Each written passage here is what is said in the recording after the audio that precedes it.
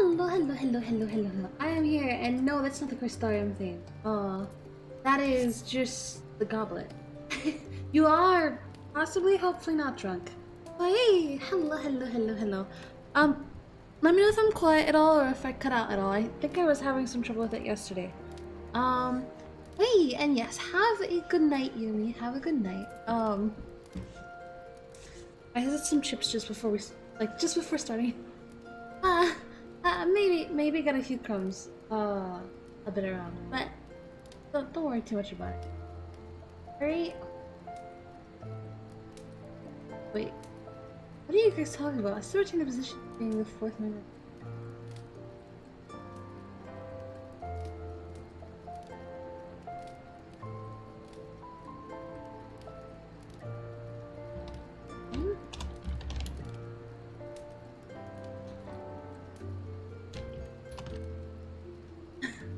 Go to bed, Yumi. Go to bed. Honey, thank you. And hello, Walker. Hello. Yes, we are here. Where we left it. Oh my god, I can talk, I swear. Where we left off yesterday was dealt with all the stuff with Reds at hand. And I believe we got to the point of being like, oh, maybe all this stuff is a different energy than ether. And so on.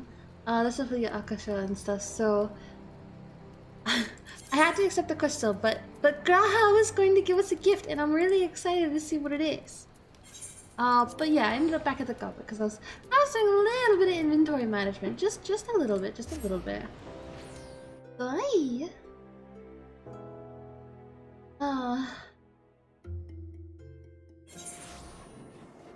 Alright. So it's cardinal and not theorem? What? I don't get it. Up here. So to here. What's a Graha? Why are they giving you gifts? Graha is the best boy. Absolute best boy. He's this is Graha. Look at him. He's so good. Cryptocurrencies? Ah, I see. You are good. Wait. You are as in you're going to bed?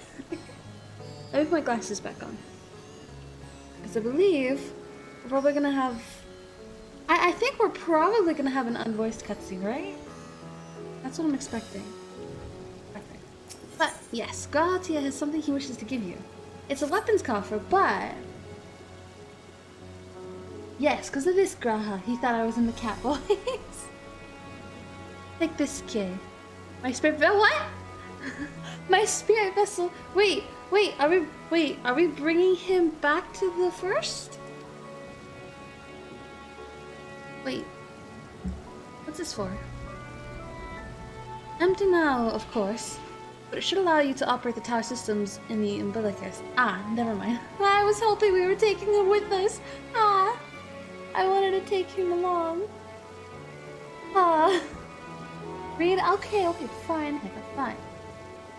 But here 2 minutes and I'm already learning. Exactly. Thought of it the same. Okay. He's giving me his blood, his you know, blood is a type of bodily fluid, right? I do the first thing with this Kie Kyoko.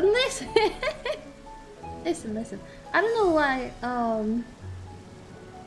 I'm having stuttering with my tracking, but hopefully it's not something I don't know. Maybe I take him back to where listen.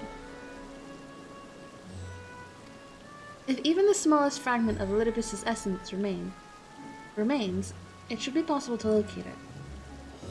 As for access to the umbilicus, pray seek out Lena for assistance. Chances are she still stands watch at the ascensor gate. Should she or anyone else ask after me, tell them I am living I can't talk.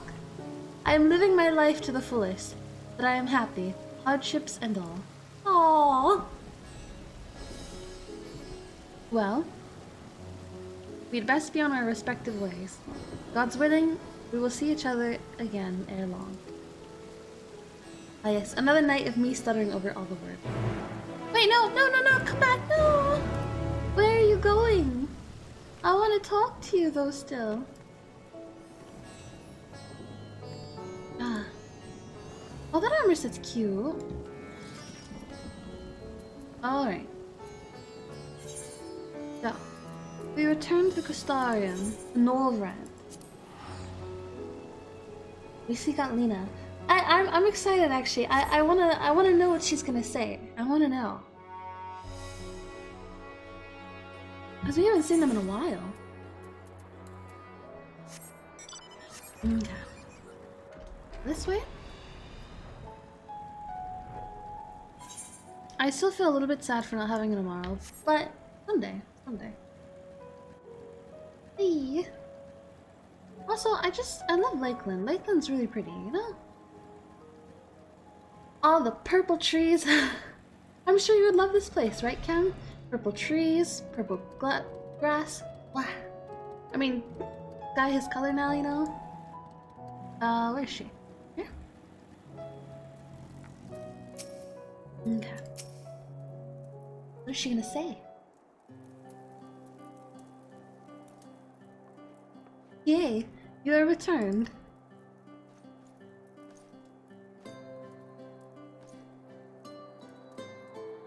Have you been well? You and the others. I'm sad we don't get to hear her. She has such a nice accent. You have your purple? Hey! Ah, I cut out. Hey! As well as can be, we've no shortage of troubles, but we're well enough. I love that. We've no shortage of troubles, but we're well enough.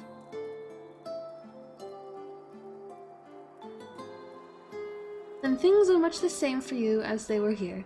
My lord is doubtless enjoying himself.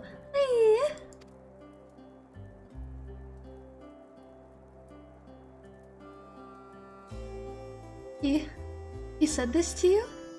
These exact words? Oh, know that he is happy.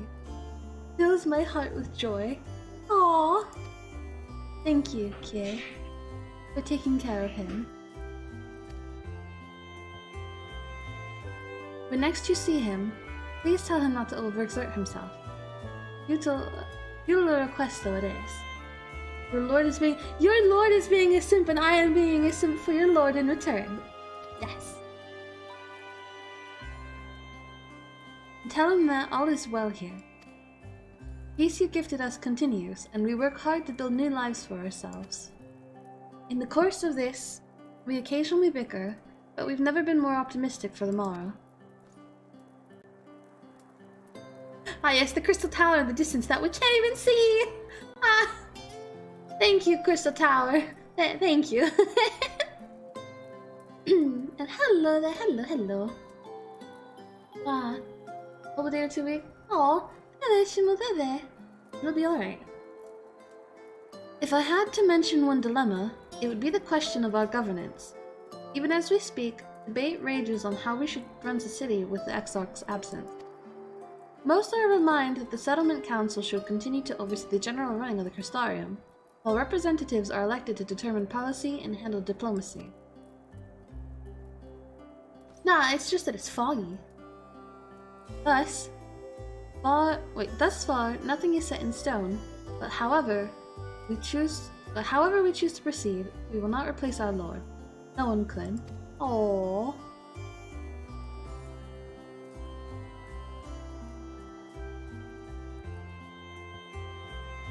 Have we recently observed any unusual phenomena? No, I cannot say there have been. Curious that you should ask me this question, though. Some days ago, Green came and asked the very same. She was rather unsettled, in stark contrast to how cheerful she has been of late.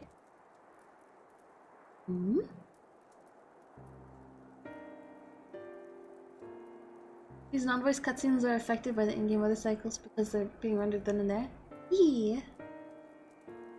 She and other Crystarium youths hosted a festival. See? Oh, I remember this. This is the festival she was doing with Gaia and stuff. It proved so popular that there are already plans for another celebration, one much bigger than the first. Between her preparations for the festival and the restoration of the empty, she struck me as happy and full of life. But when I saw her in a state of such worry, I couldn't help but feel worried in turn, especially since she wouldn't tell me what troubled her. I dare say she would be more than willing to confide in you. May I ask you to broach the subject with her? Yeah.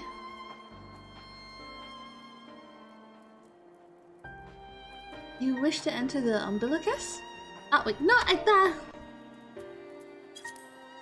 Very well, I shall fetch the key at once, and take the opportunity to find Rean. Please wait for me in the city in front of the Cabinet of Curiosity. Shall we say, I will be along as soon as I can. I need to resize.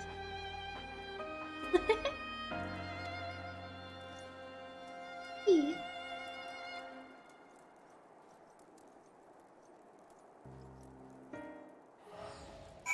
Alright. So I'll just go in. I'll save my 100 gil. Little as it is. I don't know what the stuttering issue is. But it'll be alright. It'll be alright. I'll probably have a look at it later. More attention. Wait. What more do I have to unlock for extremes? What? What have I unlocked that? Cabinet of Curiosity, right next to Armor Perplexion. Yes, exactly. Oh, I never unlocked the warrior, to the edge extreme. Yes.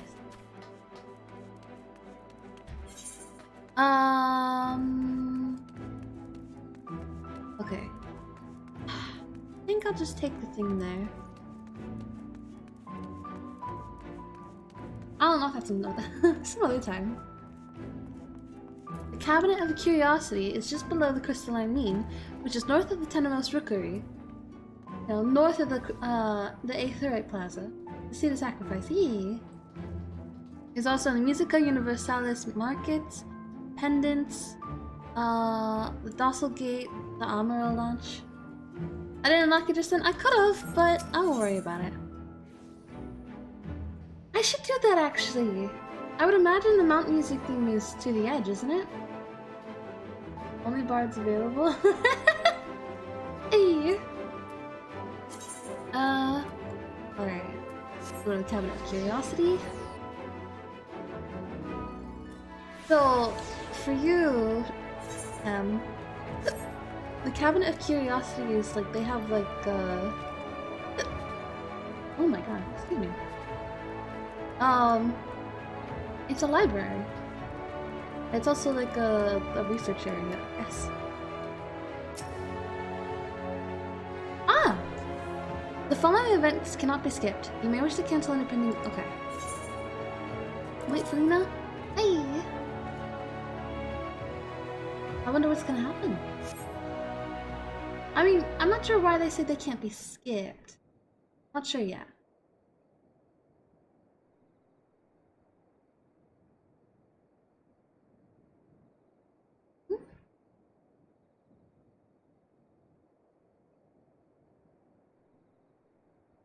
Do my old eyes deceive? Is that truly Kie?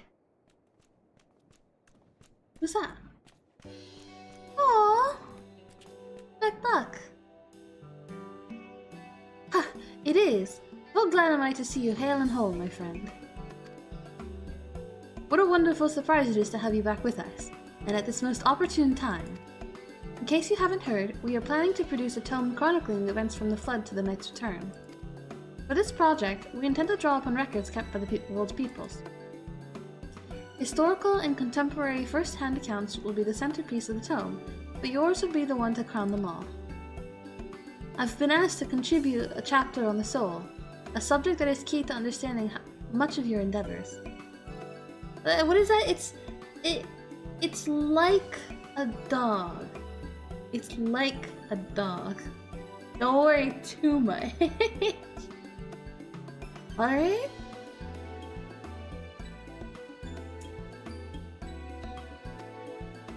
In the course of developing the spirit vessel, I gained valuable insights into travel beyond the rift. Knowledge that will allow me to attest to your existence and deeds. Aww.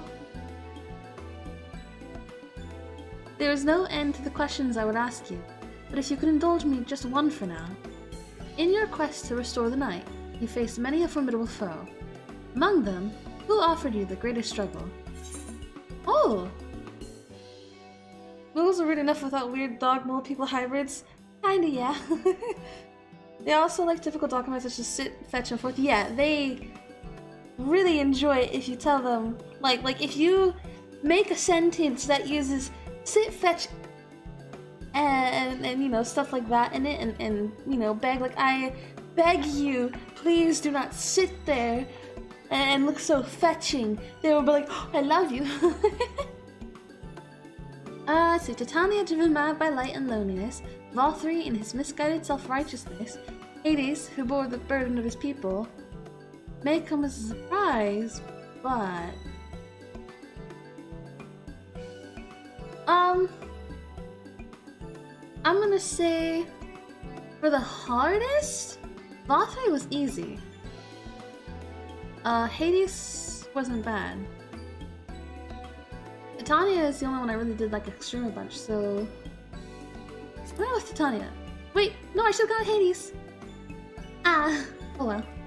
Ah yes, Titania, the fallen fairy king. Against such a fiendishly playful opponent, I can well imagine that even the warrior of darkness must have struggled. But you succeeded in setting them free, and your victory proved a pivotal moment in your quest. We will see that it features prominently in the tome.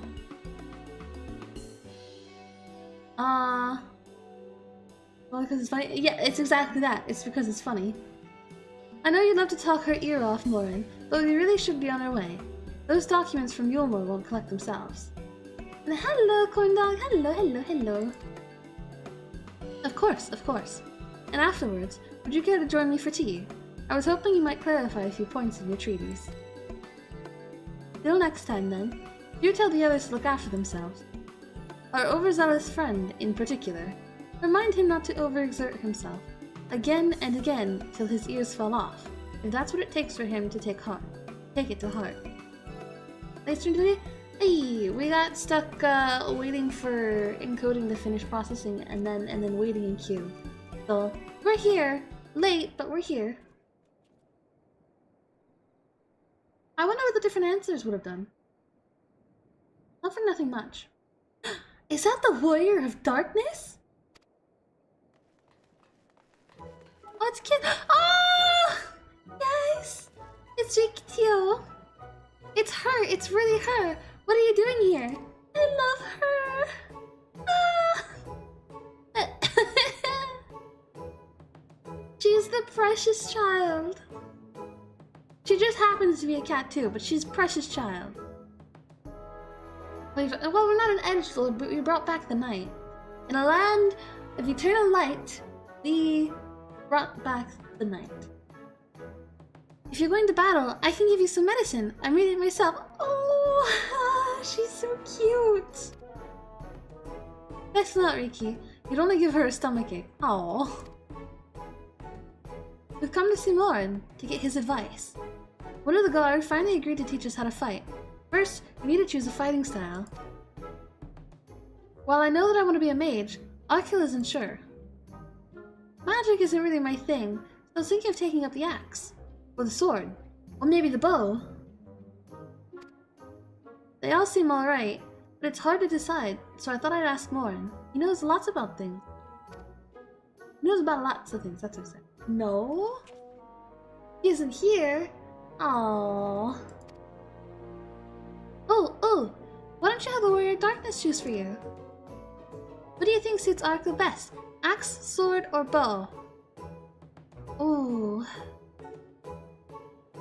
He's a mage. She's an alchemist. I guess she's like a healer. I would say sword. Yeah, he looks like a good kid. He can have a sword. Yeah, because sword is tank. For spiting your opponent, the axe. For protecting your friends, the sword. For fighting and hunting both, the bow. He has a healer and a mage with him. They're both very squishy, right? They need a tank. So for protecting your friends, the sword. Sword. If you took up the sword, you could be just like... Outbreak? Brandon, the warrior of light. What? Who? I love that tale. Let's borrow the book today. It's really popular though. I hope it's still there. Thank you for helping me decide, Warrior of Darkness. I'll start with that style and maybe try something else later on. And when I get really strong, I hope to have a bout with you. Aww, look at them. Also, a mage is good enough to be a sniper. I'm glad we got to see the kids again. I love the kids. Is it gonna be reading next? Such fun she's been having basking in the adoration of musty old bookworms and wide-eyed younglings. But does she spare a thought for me? Of course not. Who's that? I waited and waited and waited. Wait, never mind. Actually, it's probably not. I got really excited for a moment thinking of who it might be. But I don't think it's... Oh, I know who it is! Never mind, I am excited. I saw like the last word and I was like, oh. But she won't so much as acknowledge the presence of her beautiful branch, even though they are right here. Such a heartless thing a sapling is. Cold and cruel and heartless! What do we say? Fail, I, need you? Oh, faithful Fail, loveliest of branches, how I have missed you. Or, don't you have more important things to do, your majesty? Oh, which one do I say? Which one do I say? I want to say the second one, because I want to make her happy. But the third one's really funny. But, as a fairy, she is free.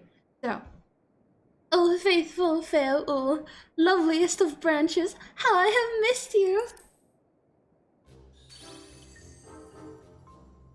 If you truly missed me, you should have cried for me at the top of your lungs the instant you arrived. To make up for it, I will call you with twice the passion next time. No, I'm sorry. You will call with twice the passion next time. Though for there to be a next time, you have some few struggles to overcome. So, my adorable sapling, the world is on the verge of destruction, is it? I don't have the right accent for her voice, I'm sorry. How do I know this? Joined as we are, spying on you is as simple as sliding down the back of a rainbow. I love her. There's this uppity flamingo. If you heard her voice, you would love her. Would that I could aid you in your quest. But the fate of Fae folk is bound to that of the star. Whither it goes, so too do we follow. Such is our way. The most I could do for you is spare you the pain, by gifting you the sweetest of eternal dreams. But if escape's not to your liking, then you must struggle with your fellow mortals. I like the nod. Ah, but here are the ones you were waiting for. I wonder, what manner of conclusion awaits at tale's end? I love Fae. I love her so much.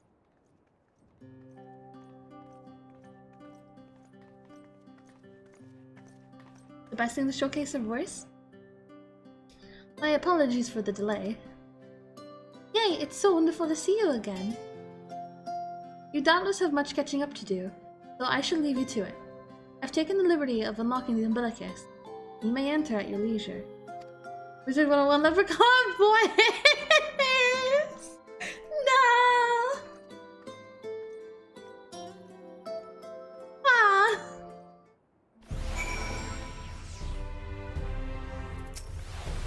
No.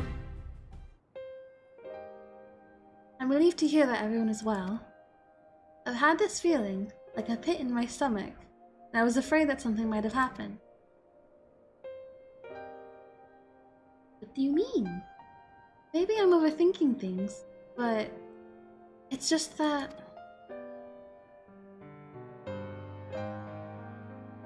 I'm the Oracle of Light, but I've never spoken with Heidelin.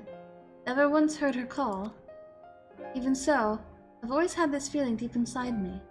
A connection to something immense. These past few days, though, that connection has wavered, as if that immense something was distant, then close, then distant again. And then, the other night, I was jolted awake by the feeling it had been completely severed. Ah, wait! Wanting some fresh air, I went to open the window. And to my horror, the sky was ablaze during the star shower. Maybe she's seeing it too? Then I blinked, and everything was normal. Next day, no one said a thing. No one else had seen what I had seen. As far as I could tell, nothing was out of the ordinary. I began to wonder if it was a figment of a half-remembered dream.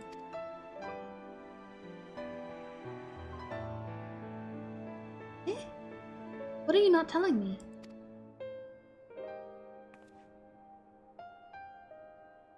I have to know. Please. It doesn't matter how terrible it is.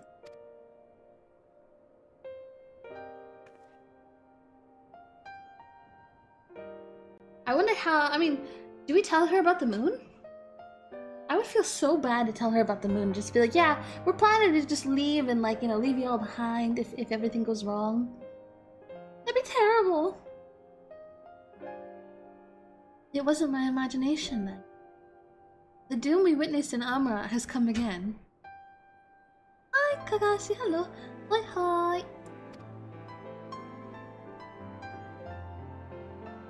Can't believe it. Like I told you before, all is well here in the First. So don't worry about it. Please, look only to the threat before you.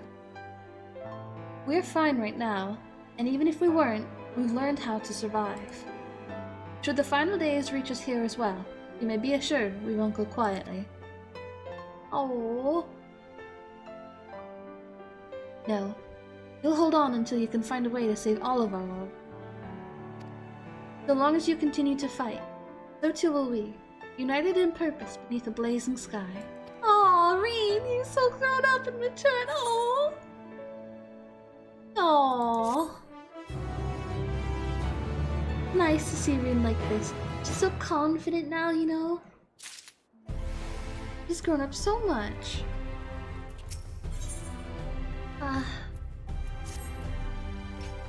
You're headed to the Umbilicus to consult with Elidibus, right? I'll do some consulting of my own and see Kathlina. Decide how we might best prepare for the final days. So it's farewell for now, but we'll see each other again. I'm sure of it. Aww. Hey. I don't have the tune down, but I want to hum along. I believe we can just go to the Docile Gate. Gotta go this way though. How to go this way? This way. Go to the gate. And good night, good night. Hey, thank you for lurking. Well, good night, sleep well, and sweet dreams. Alright. Right? Little Depp, is this like Johnny Depp, but like... There's so many people at the gatekeep. Ah, Mistress Kie, welcome back. The captain has told me all. Give the word and I will show you to the ocular. Yes, please. I'm rather curious what's going to happen.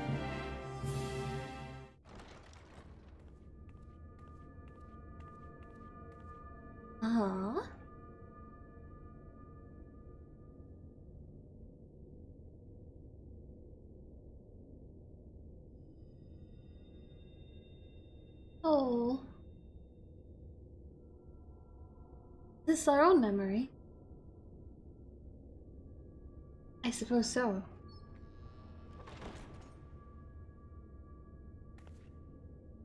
Do we miss everyone?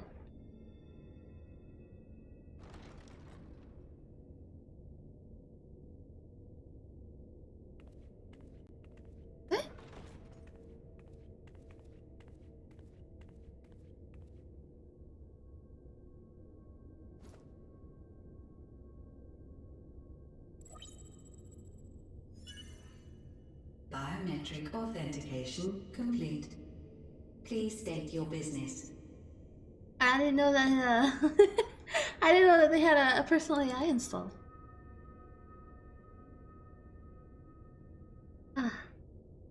Acknowledged. Reinitializing Circus Tower systems. Searching for Elidibus entity. Oh.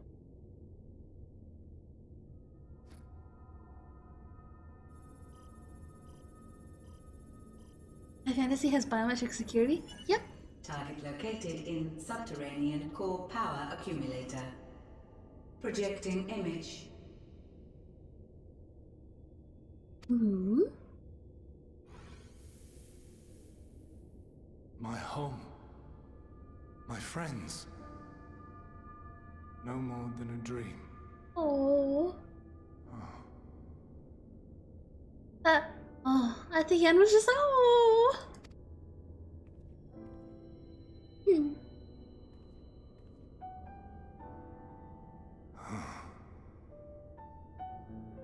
You.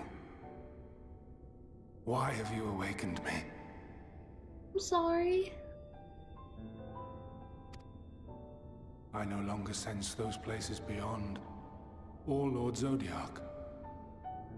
You must explain all. What does he mean by those places beyond?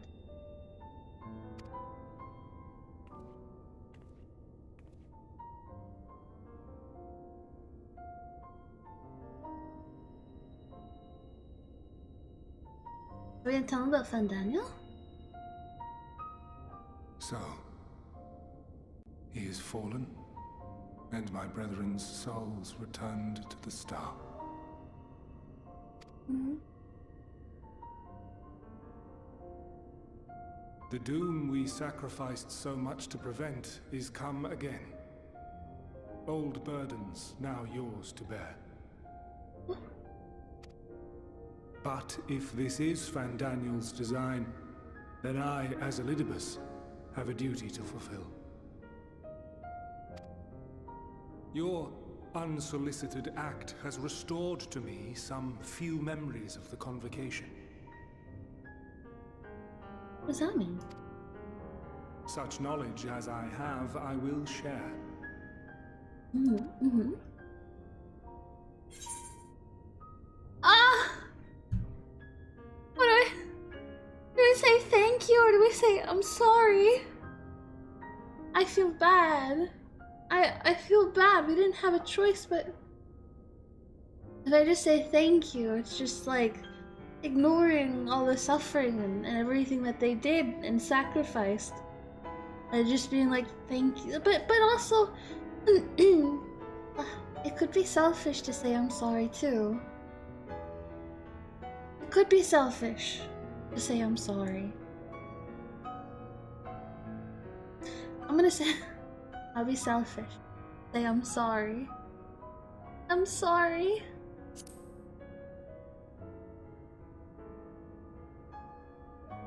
Why apologize for receiving a favor of the defeated? If it sits ill, consider it payment for freeing Lord Zodiac from servitude. Alright, if you say so. Where to begin? The end. Your understanding of what caused the final days is consistent with our own. The decay first took root where the currents were weakest. Yes, a conclusion drawn by him, Fandaniel. Why was Fandaniel evil then? Not the him of here and now, but as I knew him, long, long ago. Oh. Having shed light upon the phenomenon, he dedicated himself to devising a countermeasure. Were it not for his knowledge of the Celestial, we would never have made the connection, and thence forestalled the final days. Oh. And though he inherited that noble soul, how different this last incarnation. So consumed by self-loathing and hate Oh.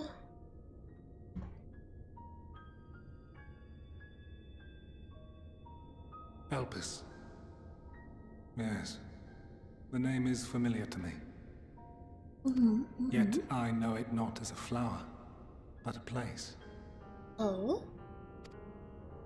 A testing facility for determining which of our creations were fit to be released into the world.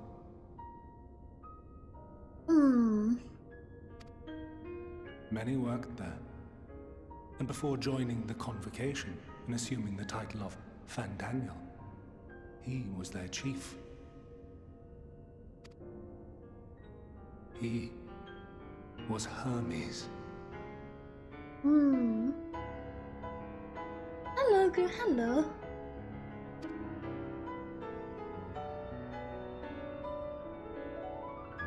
That is all I know. I don't think I've ever mentioned Hermes before. Well, they might have. The crystals tell little of the lives the 14 led prior to their induction. Elpis itself would tell even less. Nary a ruin has survived. Oh.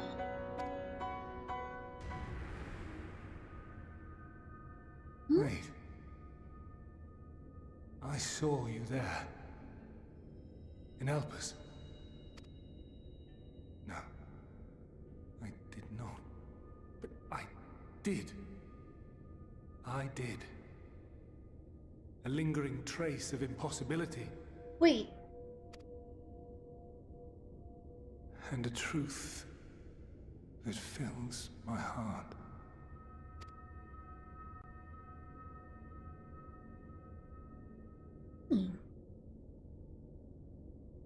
My memories remain clouded, I fear. However, they have revealed to me one possible course. You must travel to Elpis, to the time when Hermes served as its chief. Oh? We're time In traveling? glimpsing the Exarch's memories, not only did I make his summoning magic mine own, I also mastered the workings of this tower, which, having absorbed my empowered essence, now harbors an abundance of energy. That's true. We did kind of just soak him up. As such, I believe I can deliver you unto the past, unto that place and that precise moment. I see, but how does he plan to get us back? Given the eons that must be traversed, the gateway will not be fully formed. Your form will be less tangible still than those warriors of light I had summoned. In all likelihood, none will be able to see or hear you. Oh, okay. Yet even should you manage to interact with others, you will be unable to effect meaningful change.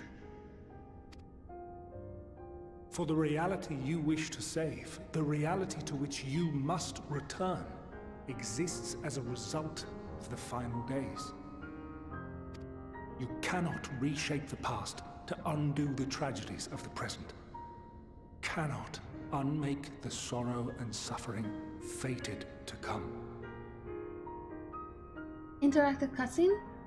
Well, In what am full I? knowledge of this, will you still entrust your life to your foe and make the journey?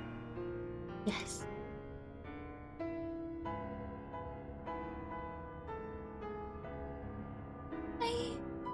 Very well. I shall cast you unto the river of time. Let this be my final act. Oh, You must input the commands. I no longer have the authority. First, you must reconfigure the systems, that the tower's ether may be channeled for the magic.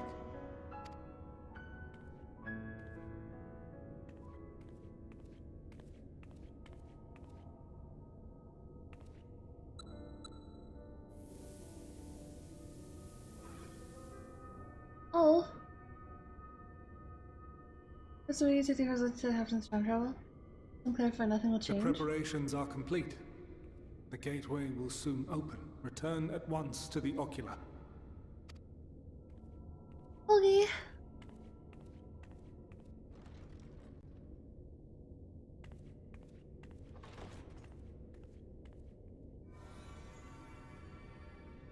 All appears to be in order. The ether flows unimpeded. You're saying that no matter what. Well, to be fair, Raha did travel through time before already. So, technically, he's already changed the past. Yeah, technically, he already changed the past. But, he's just saying, like, sending us there. I guess because how far back it is, mostly. Even though we will be there, we won't really be able to have an effect just because we'll be, like, incorporeal. So, and also, even if we did try, changing anything in the past would mean that this future never comes to exist. So we never come to exist. Nobody that we love or care about ever comes to exist. So he's basically saying, yes, and if, if you do anything, none of this will ever even be born.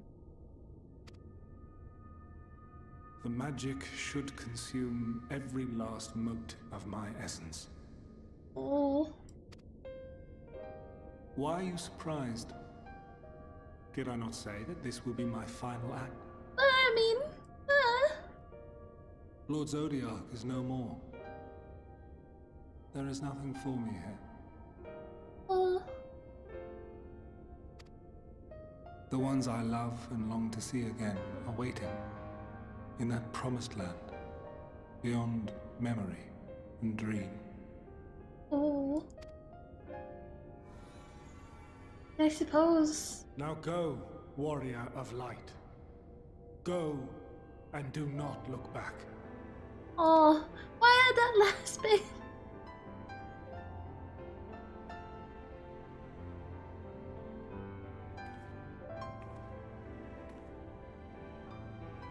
Well, Heidelin, I take my leave of you. Yours is the mantle of the last of us. Oh. May you have the joy of it, the burden, and the solitude.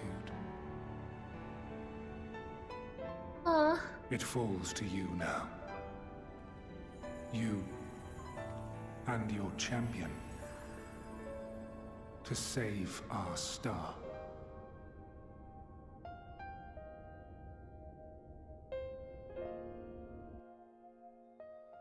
But Abyss always was very sentimental.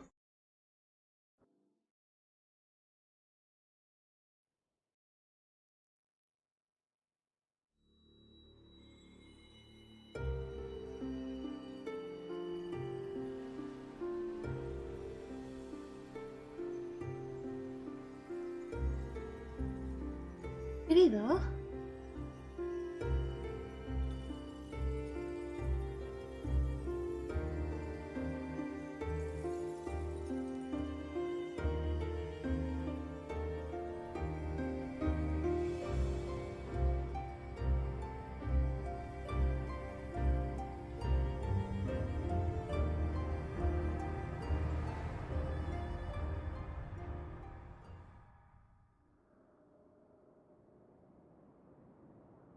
An aetheryte?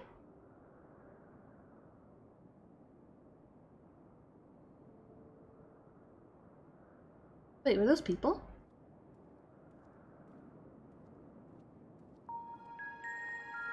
Oh.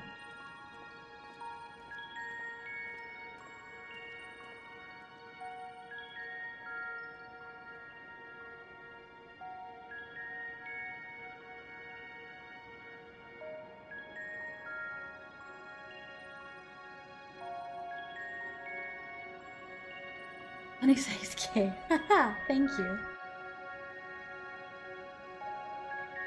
And he is YouTube streams for this. Hello, boyfriend. Hello. And it's okay to be late. We're very late today anyway, so it's alright. We're a ghost. Corporeal, transcending the boundary between existence and nihility. Yeah, nihility. Aetherite-like device. I'm too far away. The device is reminiscent of an aetherite. Perhaps it is possible to attune with it. Wait. We're attuning here?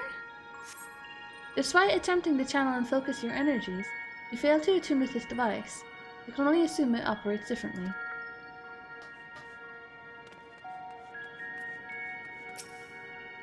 The mount sent dutifully by the aetherite-like device. A guide for this facility, in all likelihood. Hello, sir. You attempt to get the man's attention, but if he sees or hears you, he gives absolutely no indication. As Elidibus warned, it appears your form is intangible. Are they all like here, though? This is the right place. Yes, Propileon? Judging by the woman's words, this facility is called Propileon.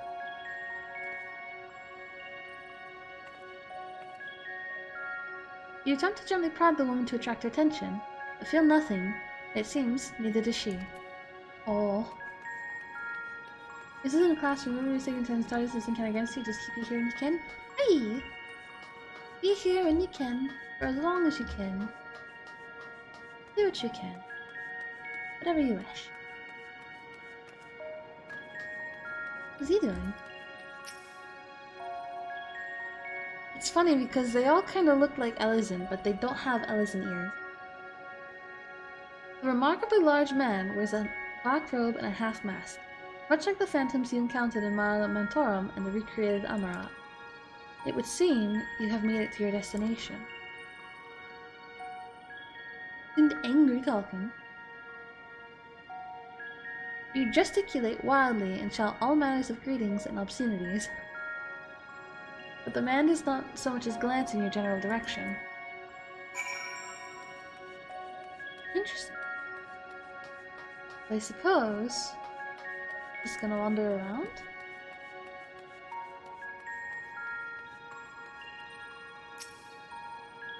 You suspect the store leads outside, but how to open it? Oh.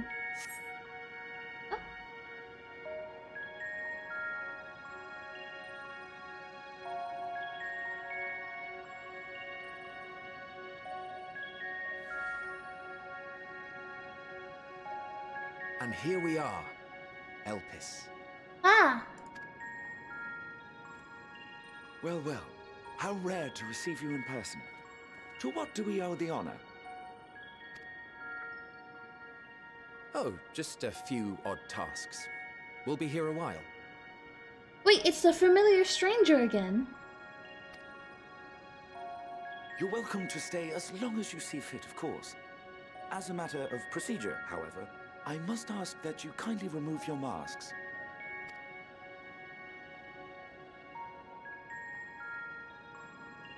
Come now. Is this truly necessary? Surely you can tell who we are. I mean, it's obviously Emmett, but... Who you are, perhaps, but I am far less infamous. Regardless, if we do not follow protocol, 'tis our hosts who would be held accountable. So, please, do favor us with your handsome face. It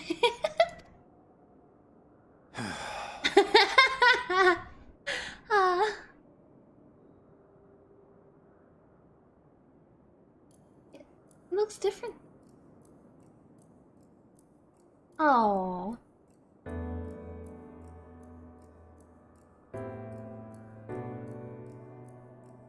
Oh no, it's the anime one hairstyle.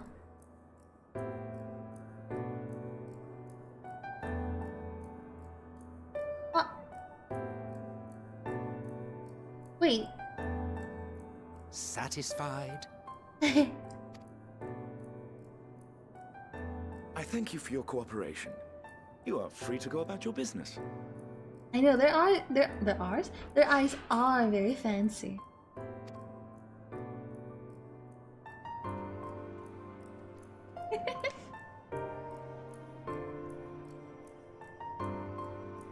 Hello, Kuragiri. Is he gonna look at us again? By the by, you see it too, yes? What?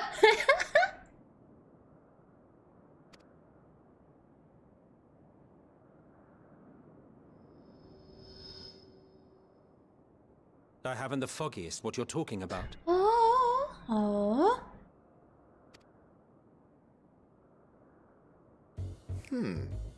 That's odd.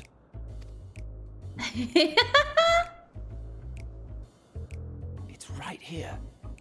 A bit thin in the ether, but there's no mistaking it. The color of its soul is almost identical to Azem's. Do you suppose she created it? Rather unusual for a familiar to have a soul, though. Wait, who is this?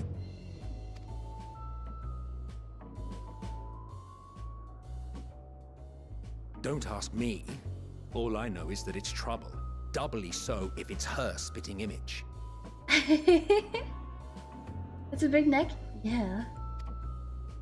So let's leave it be. Come now. Is that... wait. Were people just like... were people just like ignoring us before then?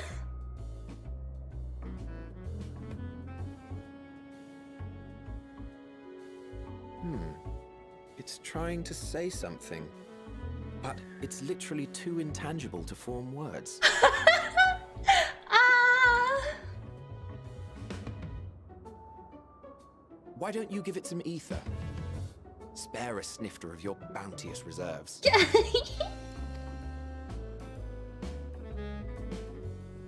Who do you take me for? Why, a dear friend, of course. One who wouldn't let acts of kindness, such as my accompanying him on errands to far-flung outposts, go unrewarded? I mean, that couldn't possibly be like Hyphodeus, is it?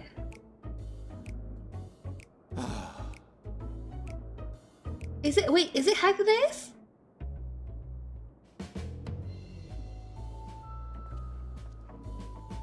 I suggest you close your eyes, or this may be unpleasant. What? What?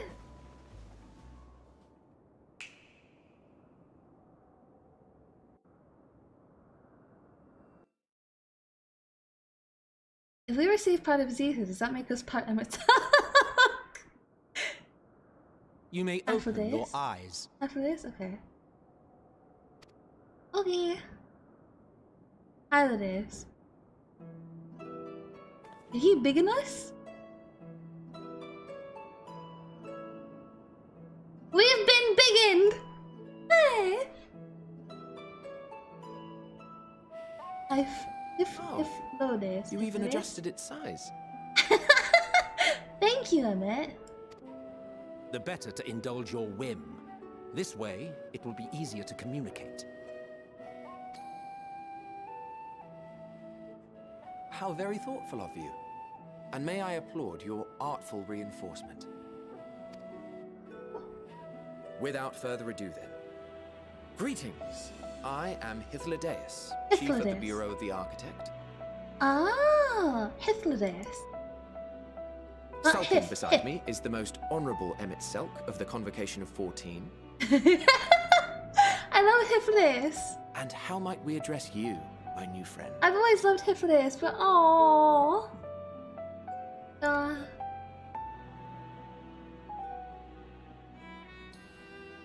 A fine name. And I'm pleased to see you understand our words. I'm surprised they understand mine. So, tell us, whence have you come? The thinness of your essence suggests you weren't created here. We get to answer? You do not know? Or cannot say? Allow me to ask a different question then. I suppose we can't tell them where we're from. What brings you here? Oh god, I've just realized this is... He's our new old friend. Fides is always our new old friend. Oh.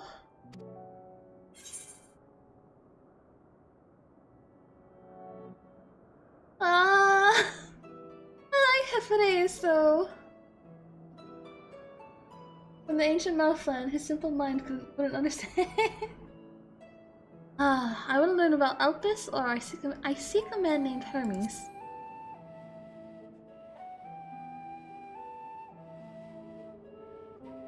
Well now, the same as us. Hey. Perhaps Azim wished to come too, but had to settle for a familiar. Oh. If she truly wished to be here, then she would be. Right you are. My apologies if we've given offense. The two of us can discern the color of souls, you see, and yours happens to resemble that of a friend. I wonder if we're ever gonna meet Azim. Them. And with your purpose matching our own besides, we jumped to a hasty conclusion. No, it's fine. You're not entirely wrong. We are here to speak with Hermes, the chief overseer of this facility, which we also intend to tour in order to gain greater insight into the man's work. Wait. Does this mean that Emmett Selk remembers us? Wait, like... Is it possible that Emmett Selk has known us this whole time? We, I say, though this is Emmett Selk's charge. I am here only to serve as his guide. Or because this is in the past but in the future? Like, because this is in the future's past, does that mean that Emmett Selk wouldn't recognize us unless he was still alive? But in the future. And I should be happy to serve as yours as well, by way of an apology for the misunderstanding. Aww. Wait, are you suggesting that we bring it along on official business? It's... This thing we know next to nothing about? If you harbor suspicions, better to keep it close than leave it to its own devices. Wouldn't you agree? Past, futures, past, future. Yes. It's the future's past's futures. It's the future's past's past future. No, future's past, future's past. Because we've, there's been travel to the future. No, someone from the future came to the past to change the future, and now we're in that past's future, gone back to this future's past. Well, this, yeah. Timey-wimey, slimy-bimey. Something like that, I don't know. Very timey-wimey, yes. Someone from the future came to the past, came to the future. We are in that new future, gone back to the past to create a new future. Again. Well, actually, we're not trying to change the future. We're trying to change the present. That's why we've gone to the past.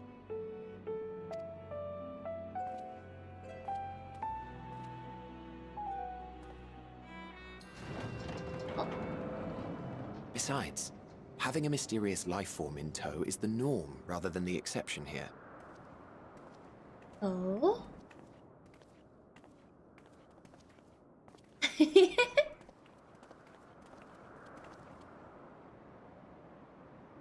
Rest in peace, Cam. Welcome, my friends, to the testing ground of creation at Heaven's Edge. Elpis. Oh, it's pretty. It's foggy though, but it's pretty. The world unsundered, Elpis. Oh. What kind of link did you post, Ken? Ah, I see. Oh! This presence. Wait. The fog unit so hard?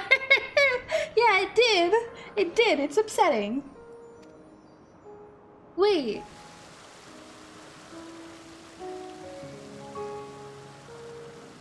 There's a harpy? Hermes! Visitors! We have visitors! There's a harpy girl! We don't control the weather, but there is a weather cycle. Oh, it's so cute!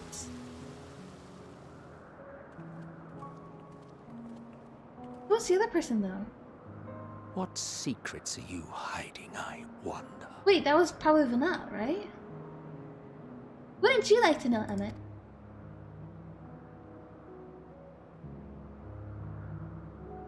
I can vaguely see stuff, but... Ah, the fog is disappointing.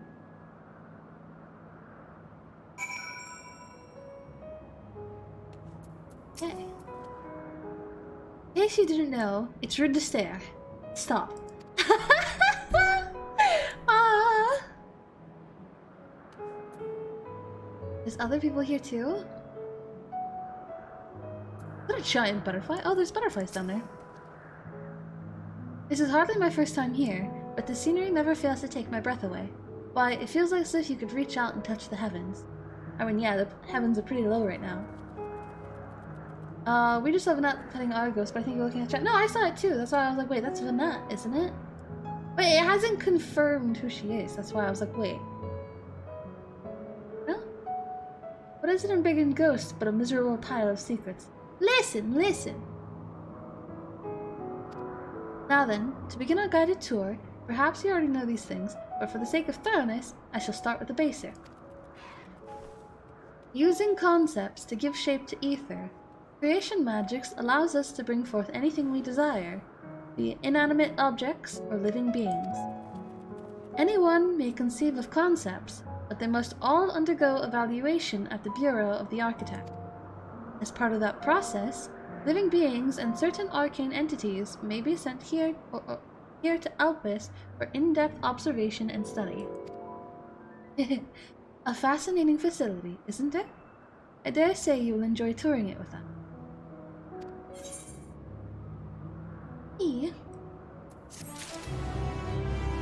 Is half a day is here or gay for you, me? Big end or big end? Both. Both, definitely both. I'll be getting a gift. Now then, our friend Hermes, aside from overseeing the facility, he also conducts his own research. Chances are he will be at the main observation hub, so let us seek him out there first. As tired as you are, however, you will stand out too much. Our dear Emmett Suck wishes to keep a low profile for his errand, so... You know how to make a robe? Basic concept will do. Nope. No? In that case, Emmett Suck? No. Your whim, your responsibility.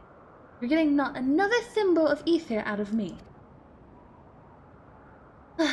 The way he scrimps sometimes, you'd think he wasn't a nigh bottomless font of magic. Very well. I shall make the robe. Perhaps you can assist. Come, let us search for the requisite material. I just stand right behind like that, reading view. Wait, this person has a— Do we get the robe? Please tell me we get the robe. Please tell me we get the robe. And like get to keep it and not just like a temporary thing. I want the robe. I want it so bad. There's other people hearing them, so I hope we actually do get that. No means no. Just be grateful I'm even willing to wait. Yes. These creatures should suffice.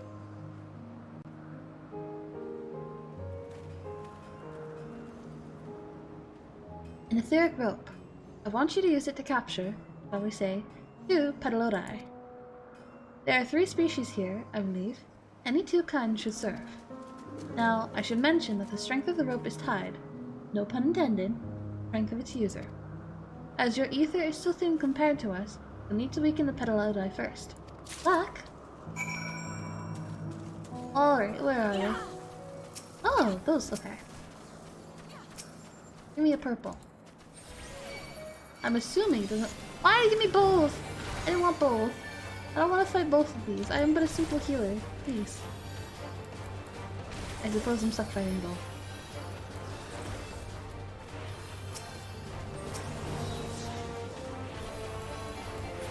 Ah.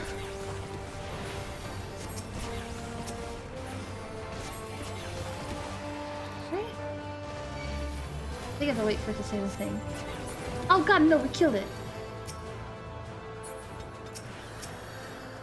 Why would they do that? Maybe overestimated the damage.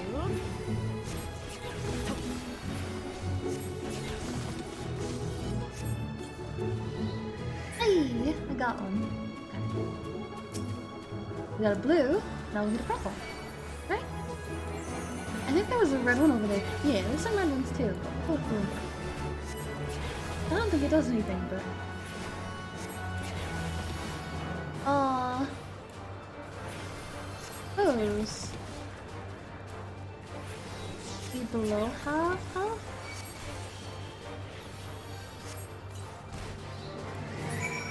Oh, you know. I tried to use repose, but I ended up using this sooner.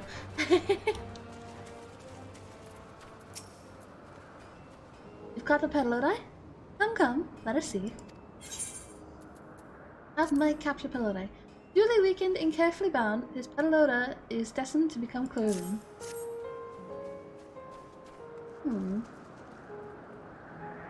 Yes, these fine fellows will do nicely. And now for a spot of reversion. Wait a second. There, it's ready.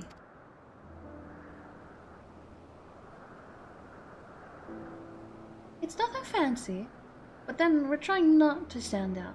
Try it on for size. Is it just those robes, or are you bottomless? They might be bottom. I mean, I assume you have clothes on underneath, but what do we say? You turn living beings into clothes, just like that, or won't someone be angry with us for using those creatures? I can assume how they did it, but won't someone be angry with us for using those creatures?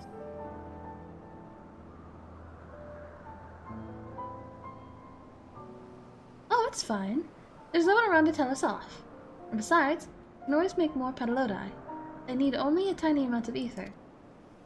It may take some effort to get the form and composition right, but anyone familiar with the concept should be able to manage. Well and good to disguise and educate it, but it won't fool anyone who can see worth a damn. Fair point, but at the very least it should spare you unwanted attention from casual observers. I'm wearing a thong? Well, I'm not wearing a thong. Emmett Salk speaks true. Even dressed like us, your unusual nature will be plain those who think to look. Should someone question your presence, don't make up excuses, much less try to explain what you actually are. No, best to simply say that you are familiar. Question is whose? Ah, of course. Azem's.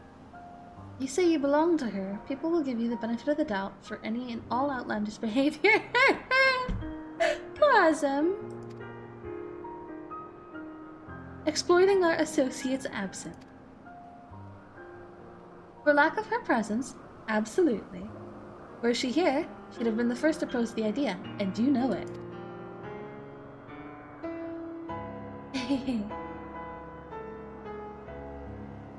With that, your story is settled.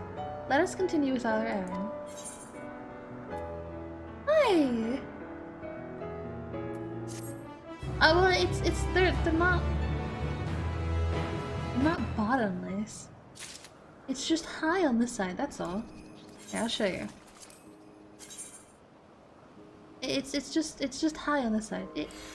It's the leggings, and then it's, you know, a high-waisted underwear, I guess, but... it's just because, like, the robes are cut on the side. You know? But... I don't have space in my inventory to hold them all. I assume we're supposed to change into these? Okay. I'm gonna glam them. I'm gonna glam. Ah, wait, not decent. Cast glamour. Let me see. What did we get? Total of feet, robes, and legs. Okay. Robes is going to be a Sophist's robe. Legs are going to be... Where is it? Actually, I don't really need to do the rest, honestly. That much is enough. Oh, look at us. We look nice, right? Oh, excuse me. We look nice, right? I think I only have one thing to dye with me though. I think I only have a yellow dye. Yeah, I just have this dye. Which, I mean,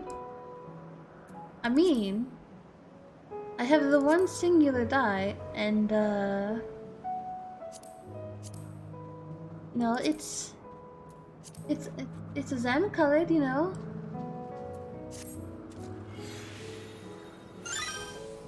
So I'm even more convincing, right? Right? Let me just walk in front of the camera, I know. As dubious as it is, passing you off as a Zem's familiar is probably the best approach. Should she take offense that others so readily believe her recklessness is to blame, she is welcome to mend her ways.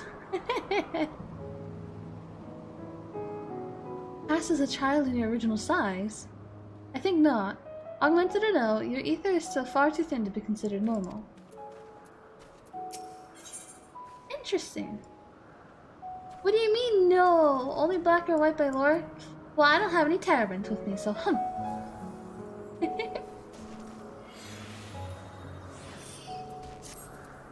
Alright. Just for you, I'll fix it.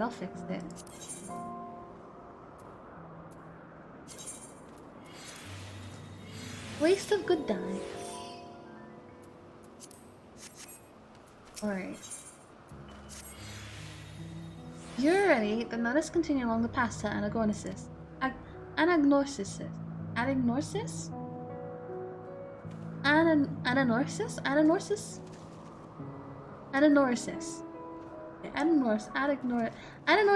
I think it's Anagnosis. The place serves as an observation hub and residence both. Someone there should be able to point us in the direction of Hermes. Was it precisely here? Go on. How many steps would it take for you to walk through Chernobyl? No. None. There's no amount that would make me do that. Guys just walking. There's a unicorn.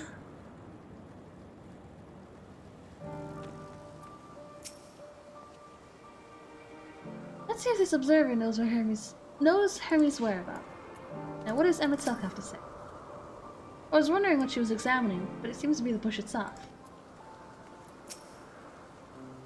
Okay. Yes? Can I help you? I wish to speak with Chief Hermes. You know where we might find him? Oh, she's cute. I want the mask. Well now, by your mask, I assume you were of the 14. I wasn't aware there was to be a visitation. Between you and us, something of a surprise. Your discretion in the matter would be appreciated. I see. My lips are sealed. The chief should be out conducting observations as usual. His focus of late has been aquatic creatures, so I expect you will find him at one of the pools here. Okay. The pools, you say? Many thanks, and apologies for disrupting your work. Hi. I say, Hephaestus. Well, I've never met Hermes. You know him well, you know? That being the case, couldn't you simply find him by his ether? I could. Then why don't you? As you know, Emmett Selk and I can discern the color of souls. By the same token, we can also see ether quite keenly, and from great distances. With this skill, I could readily locate Hermes, but I felt that it would be a waste of an opportunity. We're here to perform an assessment, after all. By searching the ordinary way, Stand to gain insight into Elpis and the man in charge of it. This is as much for your own enjoyment. This is as much for your own enjoyment, like as not, but point taken. If you're going to accompany us, make yourself useful and help us look for Hermes. According to his profile, he has short, dark hair. Okay. So you know, it's because we're in Elpis that we don't have our cowls up. Special exemption due to the need to be aware of dangerous creatures. Oh. Elsewhere, we do not exhibit our individuality. It's unseemly. This is all common sense, but I would not assume you to possess any. Ha ha ha! It's a rare treat indeed to be able to search for someone by their appearance, and I thank you for humoring me. Come, let us find our man.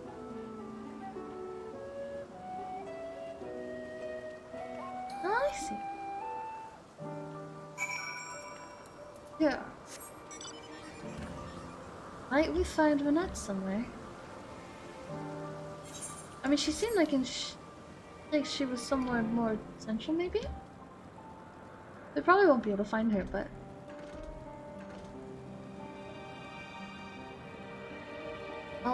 can we attune to this Aetherai?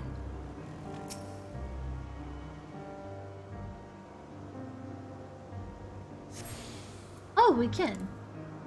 So we can come back whenever. Oh, yeah.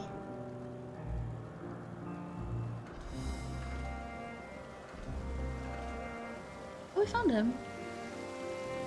What is... I like the harpy girl. He's cute. What should I say? They have such funny faces. Aww. Wait, I didn't get to see his face.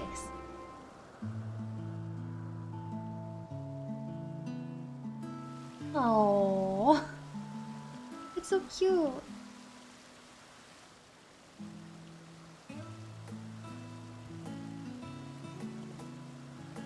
Huh. You are...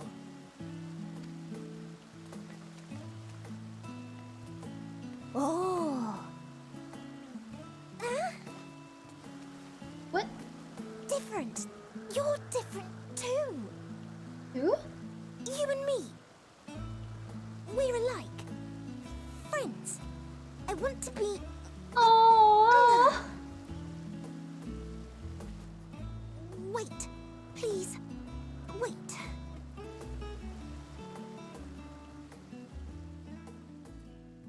Greetings and salutations. Can you hear me? Aww. Do not be alarmed. I mean you no harm. I wish only to hear your words, share your feelings, and know your thoughts. May we please be friends? Aww. May we please be friends? Aw, she's so cute! Ah, I see you found him.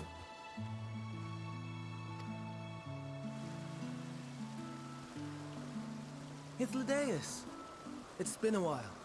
Too long, I think. Aww. Too long indeed for close collaborators. On this blessed occasion, I bring not only myself, but others who long to speak with you. There are any points yet? Hey, with the commands. You should be able to pull up a list of the commands, if you just... like exclamation mark command. Hey, there's a few commands at the moment. Most of them, like, I don't have at the...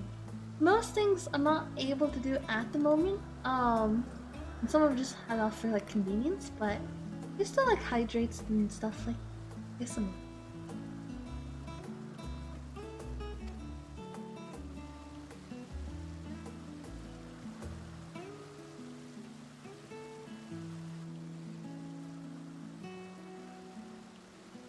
You are of the convocation. Emmet Selk at your service. Do I have the honor of addressing Hermes, Chief Overseer of Elpis? Also, the bot's a little bit slow on YouTube, so do give it a moment. You do. You have traveled far for it. Given your facility's purpose, its remote location is something of a necessity. Would that I didn't have to rely upon a guide. Oh, you wound me. Have I not ever been an attentive and helpful friend? Oh. But moving along to more agreeable company, this one we chance to...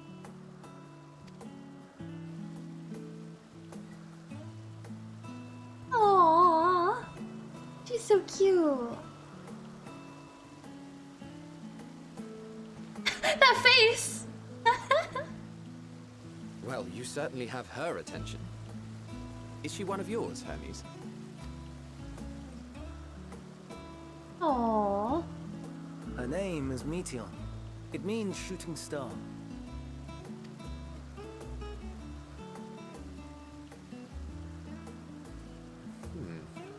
If I may make an observation, her ether is terribly thin. I fear she might dissipate at any moment. Oh. Nor do I believe you've made a submission to the Bureau. I would remember such a concept if you had. I haven't, as you say. I judged it too early. She's a pet project of mine, still undergoing preliminary testing. Oh. But rest assured that I will attend in person ere long. Very well. Being an authority on flying life forms, I appreciate that you are exacting in your work. What is with their necks? You know, they're just very tall. I shall look forward to your submission. That's all, they're very tall. If we have finished with the perfunctory chit-chat, I would discuss official matters. I guess I got used to it. They have like bodies like Ellison, but they have human ears. By my coming, I trust you already anticipate the subject. Oh? I have an inkling, yes. Please wait to the main building yonder. No. I shall join you as soon as I've returned these creatures to their homes.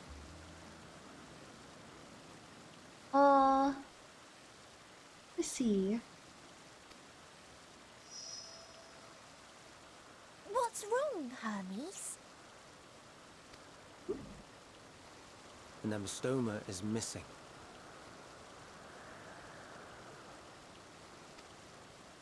Wait.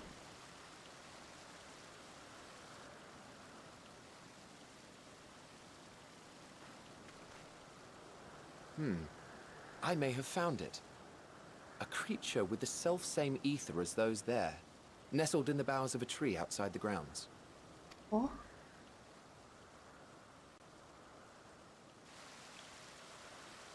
You're saying they can climb with their sorry excuses for limbs?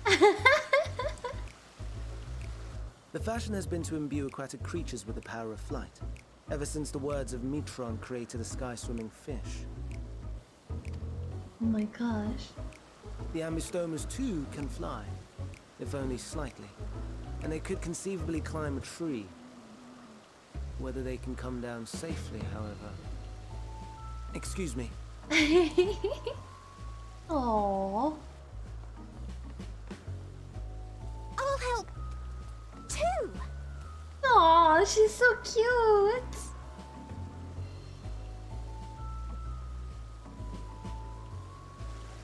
And what are we supposed to do with this lot?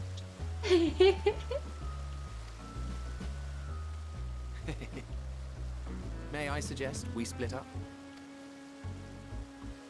If you would be so good as to assist Hermes, Emmett Selk and I shall keep an eye on these adorable creations in the meantime. Hey. They're giving us an opportunity to speak with him before they have a meetup in the building. Off we go.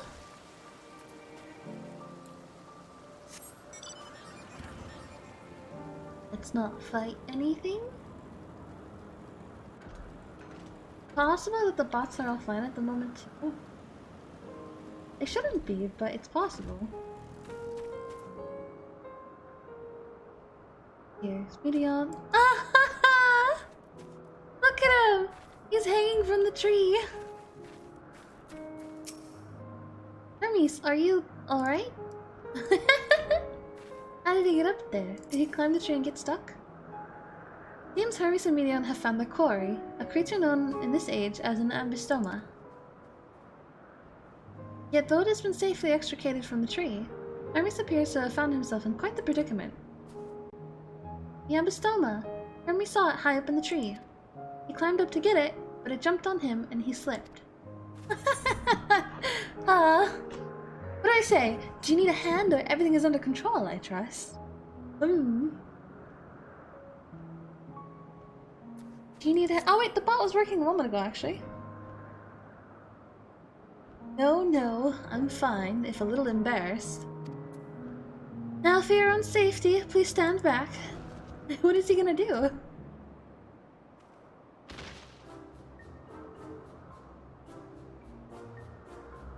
Ugh.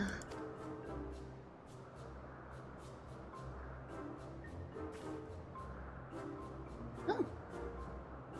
Hermes, are you alright? Quite alright, yes. My apologies for making you worry. Both you and,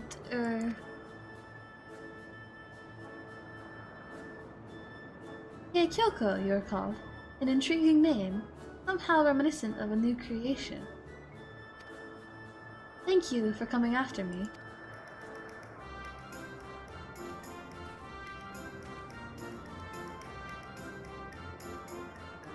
As for you, little one, must be more careful.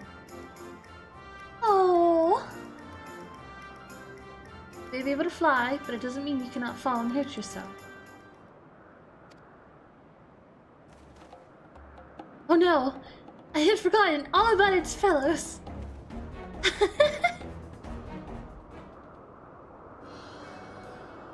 Truly, what a relief. I must thank Emma Selk and Hyphadeus when I return to them. But first, get this distraction out of the way. As Chief Overseer of Elpis, permit me to welcome you to our facility. I hope you will enjoy your time here. Aww. I love her, she's so cute. She wants to be our friend. Oh wait. I'm glad they're safe. Hermes and the ambystoma. Oh. Wait, we can talk to this thing too? The adventurous ambystoma? The ambystoma stares at you unflinchingly, as if regarding something novel. Regarding it in turn, you notice that it appears to be floating, if ever so slightly. Aww. Well, we mustn't keep the others waiting. Let us return to the Ananorsis. The Ananorsis. Let me see real quick. Are they currently here? Seems like they might not be at the moment. Let me see. Hydrate work? The easiest way.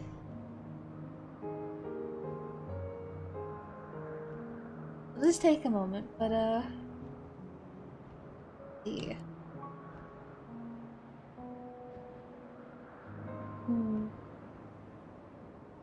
Oh, okay, no, that does work. Let me see. And let me see. So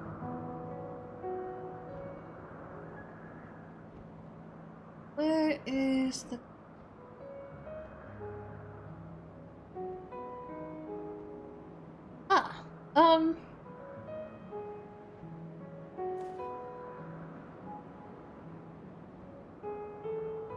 You know, I thought I had a command list, but actually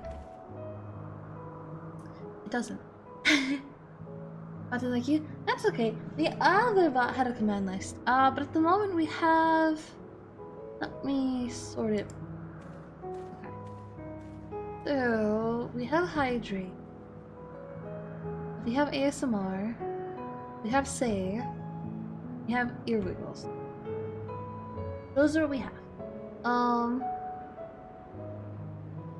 I wonder if it's possible to... What's it called?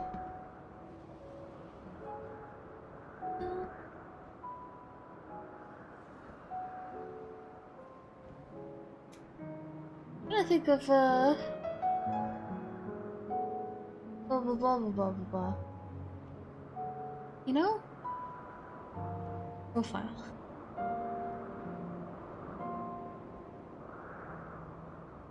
Because if there was a way to get there, there should be a way to see it. There we go. So from there. Da, da, da, da.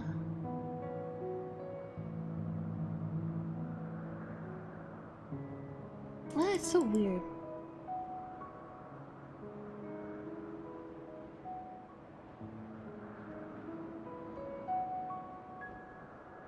Let me see.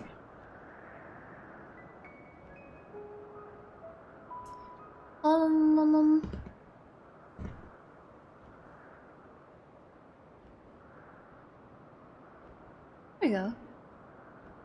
So, does not seem to. There we go. Okay. I can make a command to show the command. That's what I'll do. I will do it for you real quick, just to make it a little bit easier. So, real quick.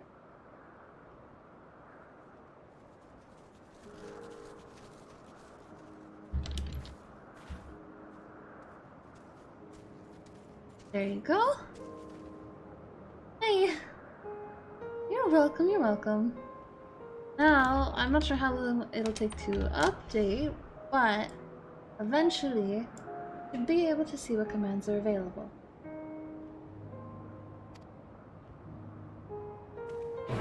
Hopefully. There you go, it updated immediately. Yes.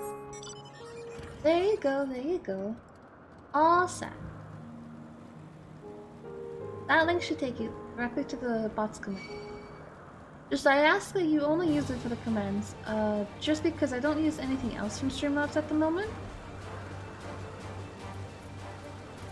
Some itself after today. No more alien creatures to distract us from matters of actual import, I trust. It was briskly uneventful in your absence. Little ones were on their best behavior. No. Some creations stay outside. Others stay at ISIS, like the Ambistomas. My apologies for the trouble. Owing to your kind assistance, all the Ambistomas are safe and well. I will presently send them back to their space. You will go on ahead to the main building. On entering, we'll see a table and chairs. Meeting area. You may speak there. Very well. Take care not to let the creature slip away again. And for us? Will you be attending as well? If so, you should join the others at the building. I have no relation to what they're doing, but okay. I mean, just, follow along to this very important meeting. Of course. This is a capstone trailer. Alright. I've decided to open a shop to keep my little creation fed. Oh, I wonder where it's gonna be yours for the right amount of bicolor gemstone. Bit of low scales. Oh, okay. Egg of Elpis, bird of Elpis. Interesting. Elpis is very, very pretty.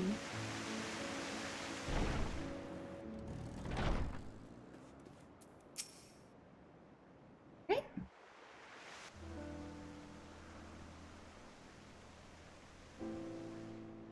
This appears to be the place. Hey. And here is where we part ways. We will be discussing highly sensitive affairs. Only a select few may be privy to such knowledge. and that does not include someone who cannot or will not divulge their origins. Sorry.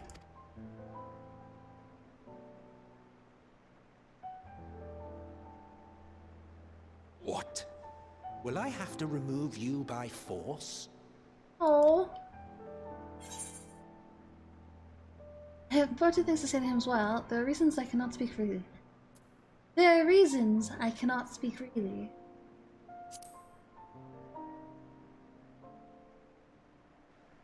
Let's hear them then, these reasons of yours. Who knows? If I deem your mysterious cause worthy, I may even be inclined to offer my assistance. Ah! I do not object to her attendance. Thank you, Hermes. Hermes, this is highly irregular. Perhaps, but I believe she can be trusted. Meteion would not have taken to her so quickly otherwise. Aww. Moreover, the presence of a third party may help me to maintain composure. Oh.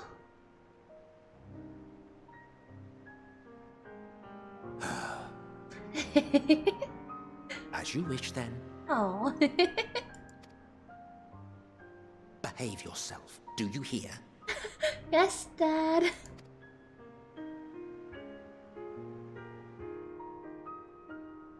You really had that feeling, Dad, just like, behave yourself.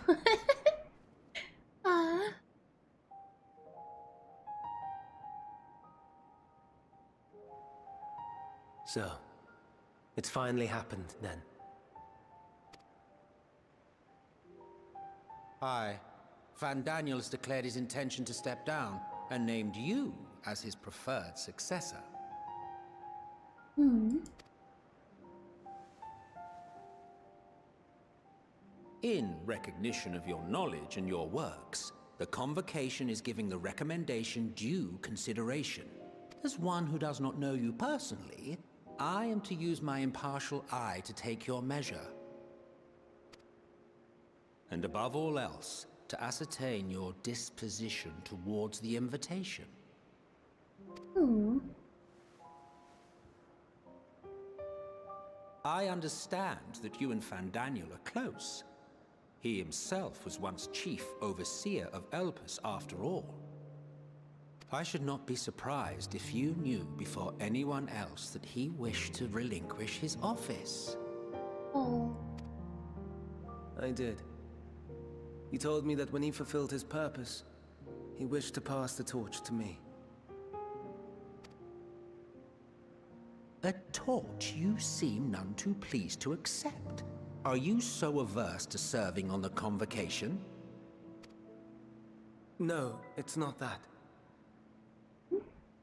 For a humble researcher like myself to even be considered is an honor beyond words. No. What troubles me, what I struggle to come to terms with, is the very fact that Van Daniel is stepping down.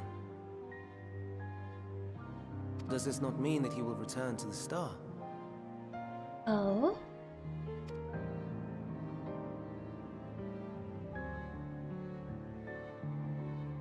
Of his own volition, yes, like so many others have before him. Ah. Return to the Star? Does that mean die? Thank you, Minion. Ah. Thank you, Kuragiri. Thank you, thank you, thank you. I'm sorry I don't see the notifications from Streamlabs.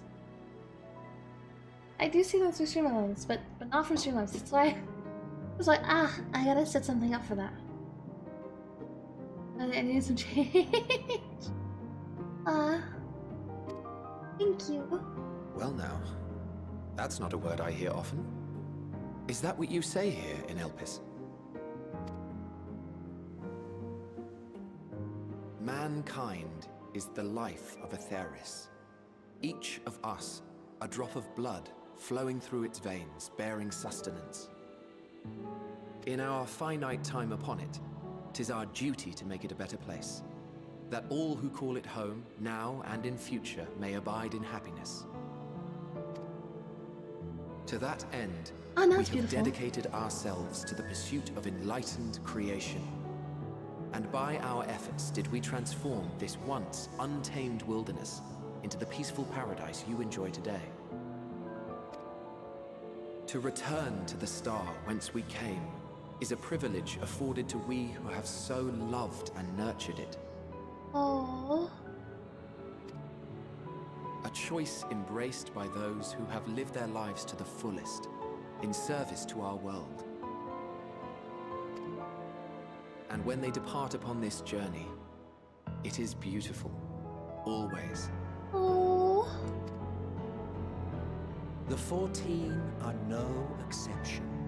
'Tis believed no occasion is more felicitous than the fulfillment of one's duty. Our office becomes our lives, and to retire is to return, or so the majority of us hold. Some few have elected to eschew custom.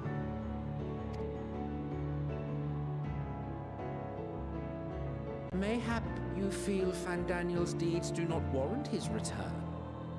Oh. Yet you should know his accomplishments as well as any. During his time, he conceived of countless outstanding concepts. And channeling the wealth of experience he attained here in Elpis, he brought forth many new specimens. I know of all this. I do. Hmm. It's just, I cannot fathom why someone so great and wise, who could still do so much good, would want to end it all. Ah. Oh.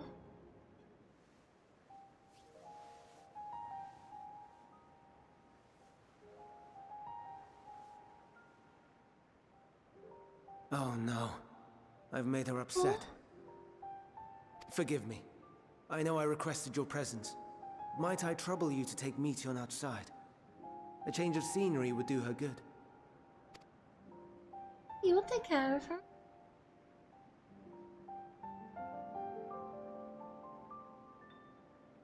Oh. She's cute though. She's a cute little wholesome heartbeat. Forgive me, I will make it up to you, I promise. Don't mind us, my friend. Please send the medium. I will still jump at the chance to serve in the convocation, yet... I'm sorry, kid. I didn't mean... A walk? Perhaps we can go for a walk? He's a puppy! Oh.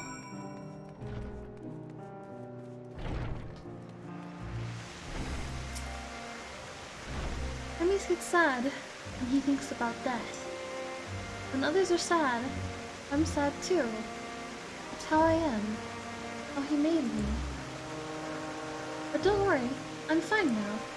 So, why did you come here?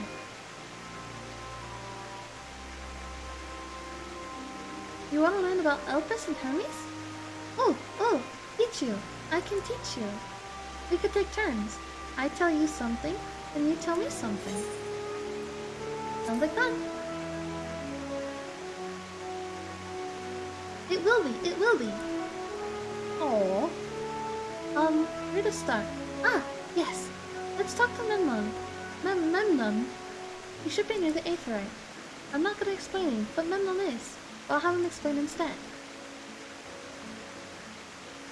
Okay. Oh, cute little Medion.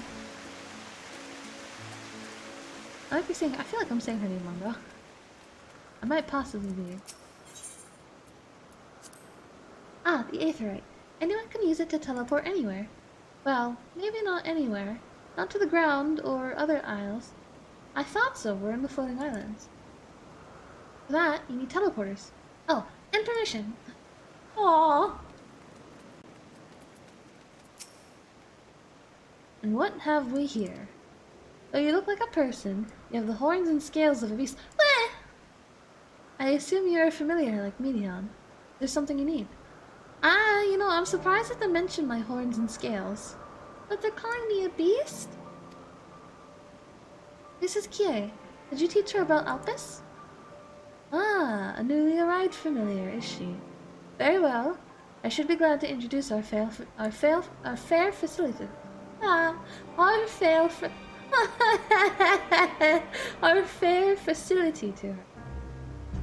Ah, I failed. As you know, it is mankind's duty to make the star a better place. As part of this duty, we employ creation magics to bring forth new life. However, we cannot simply release our works into the world, or it would lead to chaos. No, any and all life forms must undergo extensive testing to determine their fitness to exist, testing which is conducted here in Alpus. Every candidate is subjected to rigorous study, in which we identify their properties, surmise what habitats might be suitable, speculate as to the effects they might have on the environment and other species. Should it be judged a beneficial addition to the star, it would be allowed to take place in this world. 2 of you, too, were created with the hope of making the star a better place. So heed your masters well and be good. Here? We will, Memnon, we will. Thanks for the lesson. Oh. You had a turn, now I get a turn. Oh, wait. Where did you come from? From the Crystarium, I guess? From a place facing a great threat. From far, far away. From a place far, far away. I'll say from a place facing a great threat. There's such a place? I had no idea. But this place is important to you. I can feel it. Oh, my power. I haven't told you about it. A creation. Let's find a creation. One not being watched. Then I'll explain my power. Oh. Motionless bird. Oh, it's the shoebill. That's what they're called, right? Shoebill? Oh. It's always a shoebill. Oh, this creation's perfect. But I don't remember seeing it before. Perhaps it's new. Anyway, I'll try reading its mind. That's my power.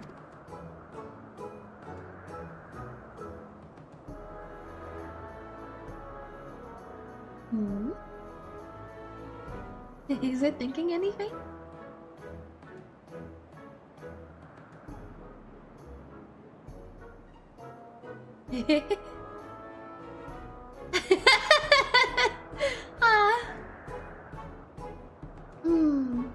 I can't read it. Or maybe there's nothing to read? Wait, please, wait. I'll try again. With you this time. What is she going to read from our mind? When are we getting a cooking stream? It'll be a while. Greetings. Can you hear me?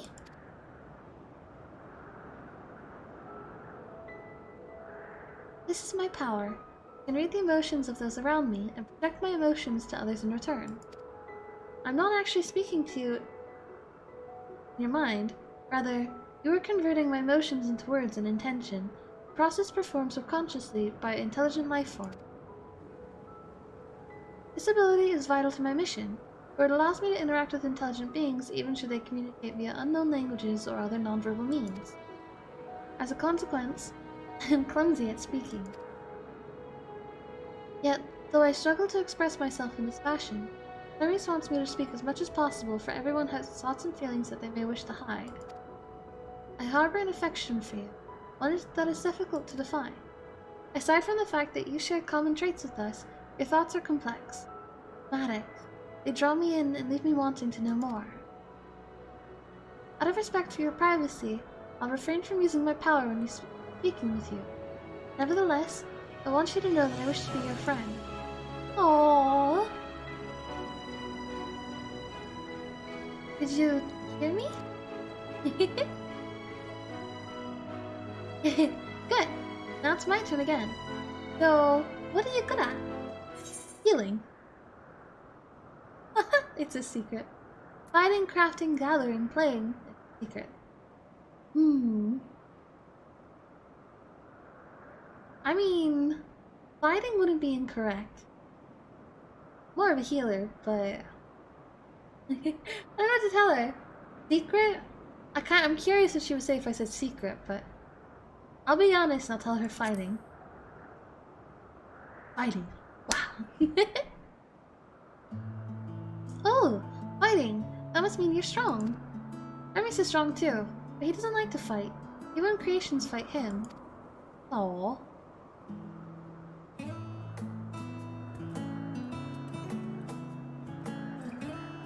Look at that stare. I think we might be bothering it. Let's keep going. We'll go and see Yuan next? There's usually a small building, one to the west row. Chloe! Oh, they have dust bunnies! What are they called though?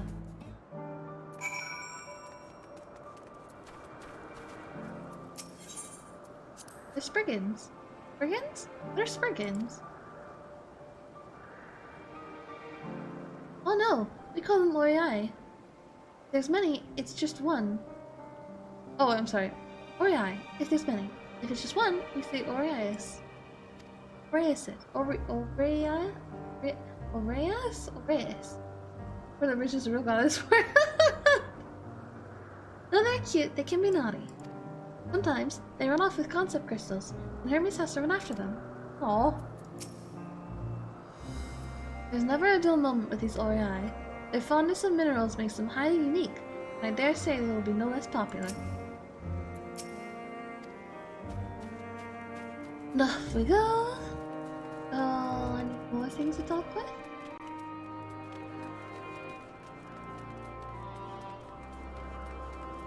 I don't see any.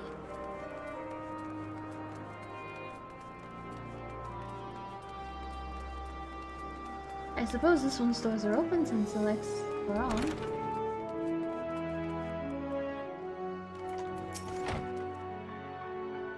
Well, well, if it isn't Medion, I see you've brought a friend today.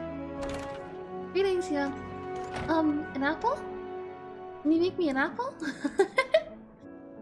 The kind Hermes likes, covered in syrup. I want to share it with Kie. We're getting a candy apple? Oh, candied apple. Hermes is certainly partial to them. You know how you can't eat, Medion. You weren't made to do so. But I liked it too. But I like it too. It may seem that way, but it's due to your ability to share others' feelings. You've taken Hermes' likes for your own. In any case, I can't prepare an apple right now, but I'll bring one for Hermes soon, I promise. Oh, I'm sorry, Kie. I wanted to show you my favorite thing. Then I could ask about yours, but I failed. It's okay. Tell you what I like.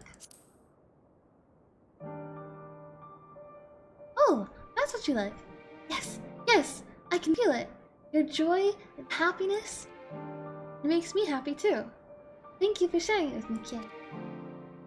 Well, we've walked and talked a lot. Maybe Hermes has finished talking too. Shall we go and see? Okay. Ah.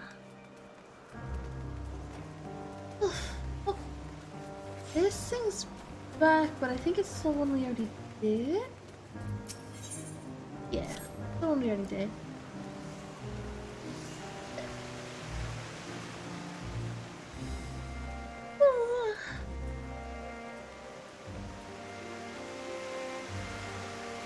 Can you go? What do they have to say? What, back already? Pity. A bit longer we might have snuck away without you. Ah, excellent timing. It was a refreshing constitutional, I hope. Hey, I'm tired. Oh, it's 1 AM.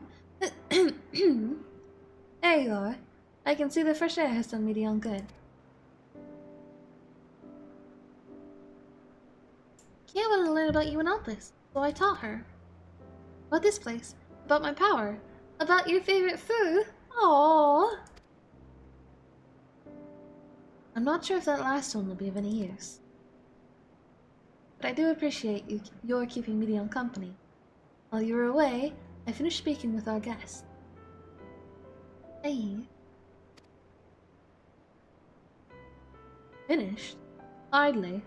You requested time to consider the invitation, so we have no choice but to occupy ourselves with the inspection of your work. My apologies. It has been decided that Emmett Selk and Hythodeus will accompany me as I tend to my duties. If you wish to learn more, perhaps you'd like to come too. I'm compelled to remind you that she is in no way associated with the convocation. We simply chanced to meet at Propylion. There's no guarantee that the matters you discuss will remain private. I do not mind. To see the joy her presence brings Medion, I cannot imagine our mysterious friend harbors intent. He is kind. Really, truly, she taught me as much as I taught her.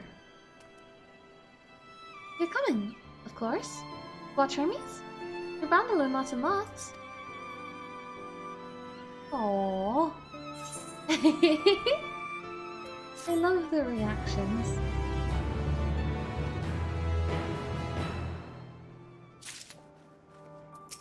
Listen up. It is held that all civil organizations should conduct their affairs with total transparency, and the convocation is no exception. But that doesn't mean we are obligated to show our work to unknown entities such as you. Consider yourself privileged and behave accordingly. Though I see new creations on a daily basis, I daily look at them with a different eye. It will be interesting to observe Hermes' work.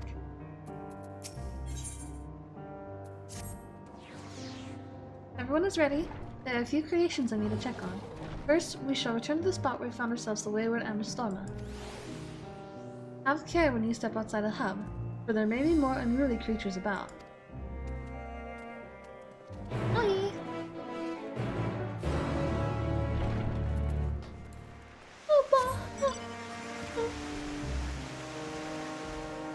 I'll be okay, no worries.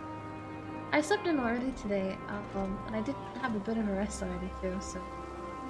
No worries.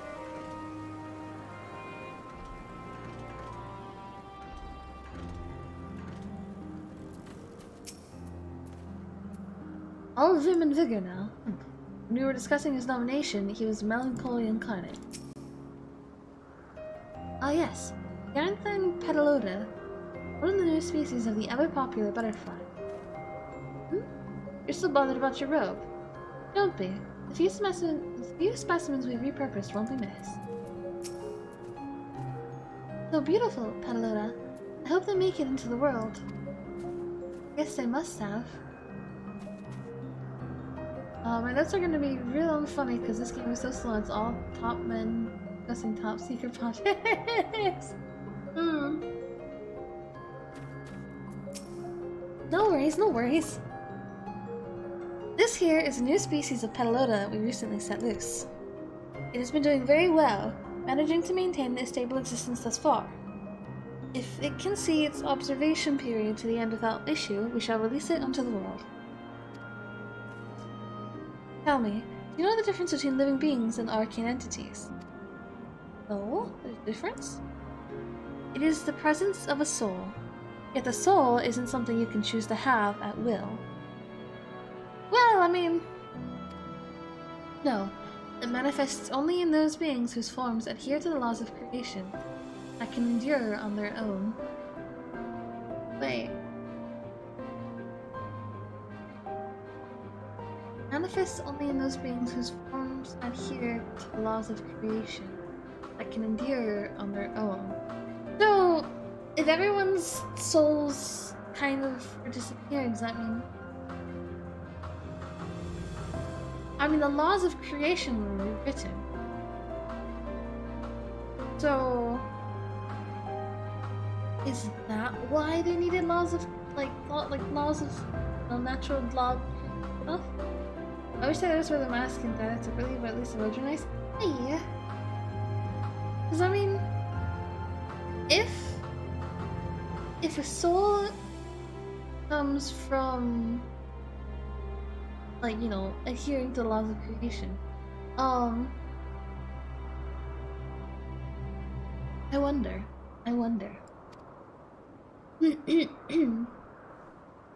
Beings that do not fulfill this requirement, such as those spontaneously born of magic or natural phenomenon, do not have souls. No matter how much it might resemble flora or fauna, if it lacks a soul, then it is considered an arcane entity. So you see, it is not for mankind to decide what is living. That domain lies beyond our manipulation, and it is hubris to assume otherwise. But come, let us head to the nearby beacon. I've received a report that arcane entities have gathered there. I wonder then if all the monsters, like the blasphemies, are just arcane entities. Because they don't have souls, they don't have ether. So are they just arcane entities?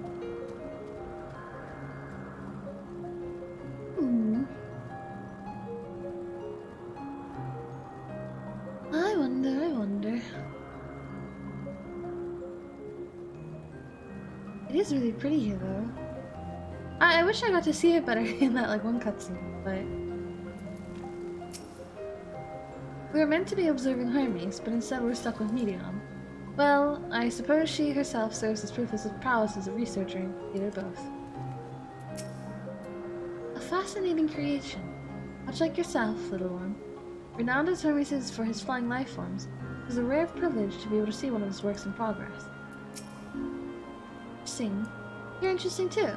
Tell me, how did you find the Abystoma? Ah! What are these things?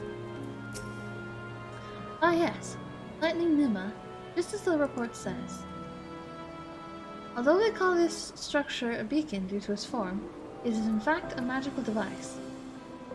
Oh, the skies are clearing up finally! By manipulating the balance of elements, it keeps the isle airborne and maintains a climate thereupon. In the course of its operation, it often sees an internal shift towards a given element. Right now, that element is lightning, which draws the Pneuma here to replenish their ether. Appears Medion is busy. Would you care to assist me in her stead and feed the Pneuma? Oh, we're feeding them? By using this lightning converger, you can harness ambient lightning and focus it into a ball. A veritable feast for our dazzling food. Go on, give it a try. Whee! Converger. Okay, this.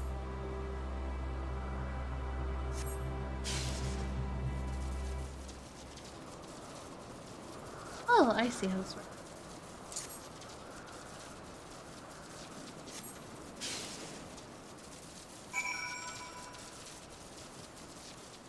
I get it. Also, what is this weather? Umber wind? It's so pretty here. I wanna have a look at it. I'm a bit sad we missed that view. Oh well, I guess I'll have it like a look again. Perfectly done. Okay, look.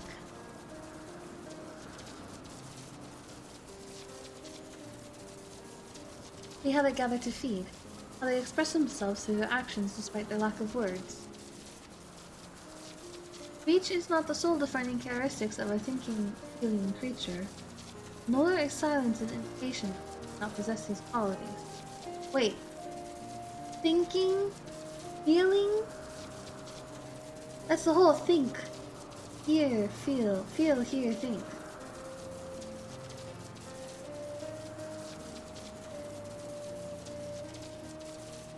What exactly is hiding there? But it is, be it a soulless arcane entity such as the Pneuma, or an ephemeral life form such as the Petaloda, all seek to perpetuate their existence, to survive.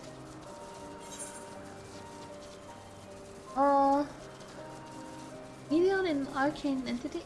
I'm gonna ask if she's a living being because she said we are like she is. You a living being?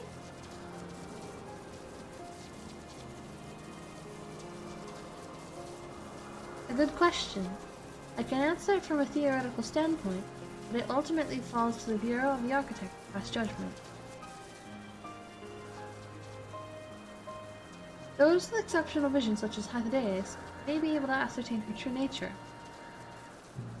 But to me, it doesn't matter. She is herself, and that is all I need to know. Oh! I looked up like, what the hell are you saying about it? Oh. Oh, finished already? I'm sorry. I was in the way. Not to worry, my dear. They've missed nothing of note, and you still have plenty of work for them to observe. Next we will head east to the Morning Dew. I need to speak with some observers there.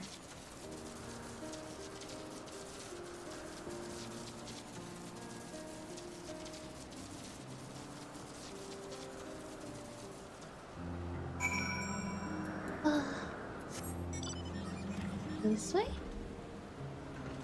I think here. Okay, there's 2 more aetherytes here? What? There are.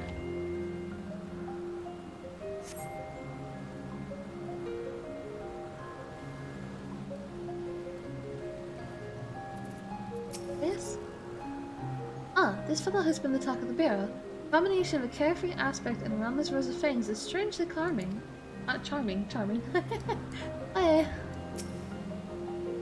Was there a guiding theme or any method to the madness that is this random assortment of... I see. It's a GOOOOOOOO!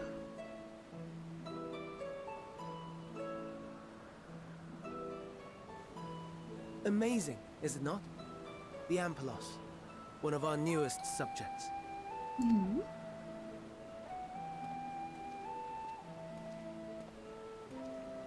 So, how are we coming along?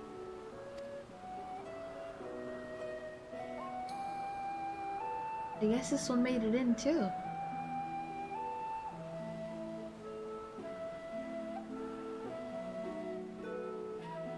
Huh. The Alpes.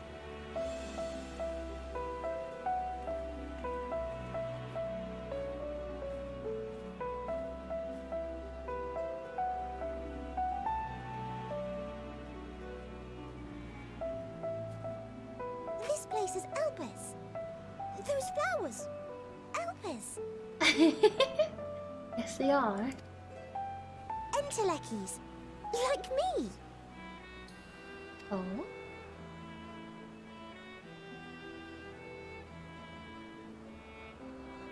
They are a product of Elpis, and so named for their birthplace. A happy accident, born of the hands of a former researcher who loved beautiful blossoms. Oh. Unique for how they change color, to reflect the emotional state of those nearby. Oh, yeah. Though be it here or elsewhere, they are seldom seen in any hue save purest white. Aw. Reflect the emotional state, you say? By what means do they achieve this? In creation, there exists an energy wholly apart from ether, Ah. one driven by emotions. In like manner to how we manipulate ether, this flower is subject to the influence of said energy.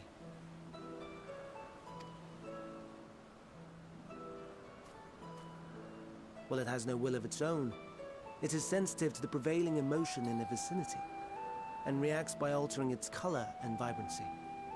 Hmm.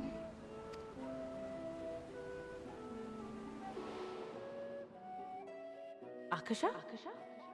It is one of the unseen energies defined by Harnish alchemical theory. Though a gross oversimplification, some describe it as an essence influenced by feeling. You should be able to see how long they've been going on, just below the time. Yeah, you should see so this is like started streaming and then like amount of time ago. Hey, they told us about this before.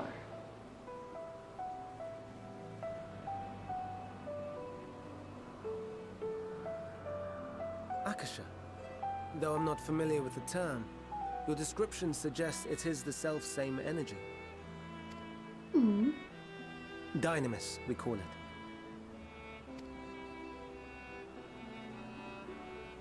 And those entities like the Elpis flower that have the ability to interact with this energy, converting emotions into tangible phenomena, are Antelekis. I see. I see. Because I don't want to refresh the chat or refresh or whatever. Ah, the chat won't be lost. So there's no worries about losing chat. That's me! That's me! An Enteleki! Oh, she's so cute. That you are, my dear. And no ordinary one at that, but the first possessed of free will.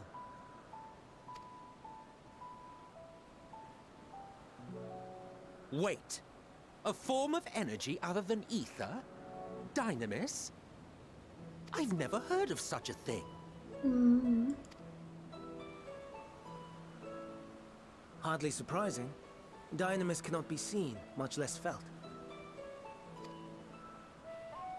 And though its existence has long been theorized, we had no proof until the flower's serendipitous creation. What's more, Dynamis is far weaker than ether. Under normal circumstances, its effects are drowned out by the latter. Aww. On account of which, beings comprised of and reliant upon the ether, like you and I, are unable to make practical use of Dynamis. Are you starting for the new Terraria Club yet? No, not yet. It'll be a while. 'Tis a truly esoteric thing, known to but a select few scholars. I don't know if it's out yet either. Intriguing. Then, given the limitations you described, why create Meteon?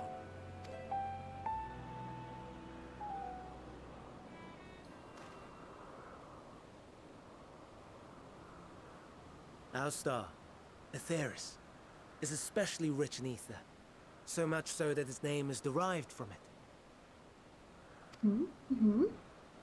However, when we consider all energy in existence here and in the vast space beyond, Dynamis may account for as much as 68.3%. 0.3. The more abundant form by far. Were we able to control it, we could open the door to limitless possibilities. 'Tis not unlike a gently flowing stream, unable to break through the dam of ether barring its path. But if we could imbue the stream with the vigor of a raging river... Oh.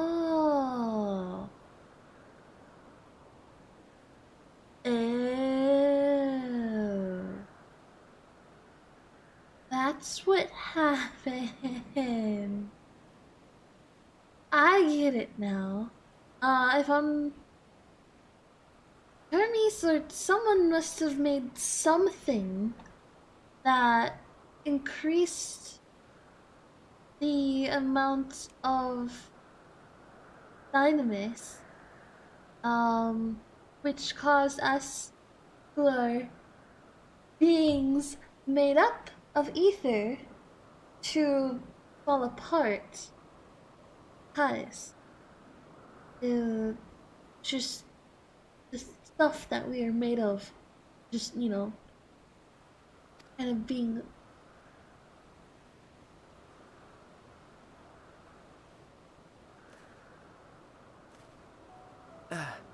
Not that I have such grand ambitions.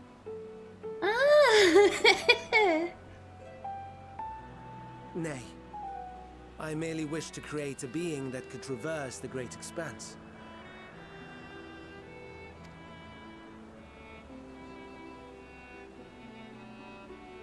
The relative scarcity of ether beyond the bounds of this star was a concern. And so, I looked to another source of energy by necessity. Nice.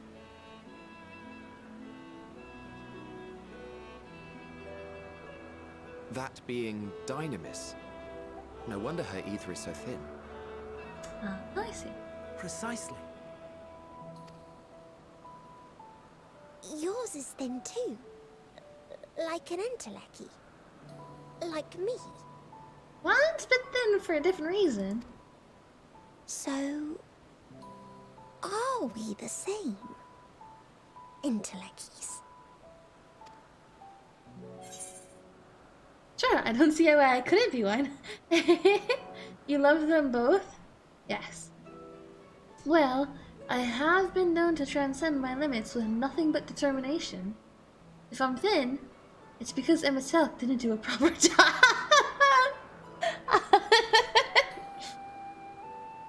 Let's see, well,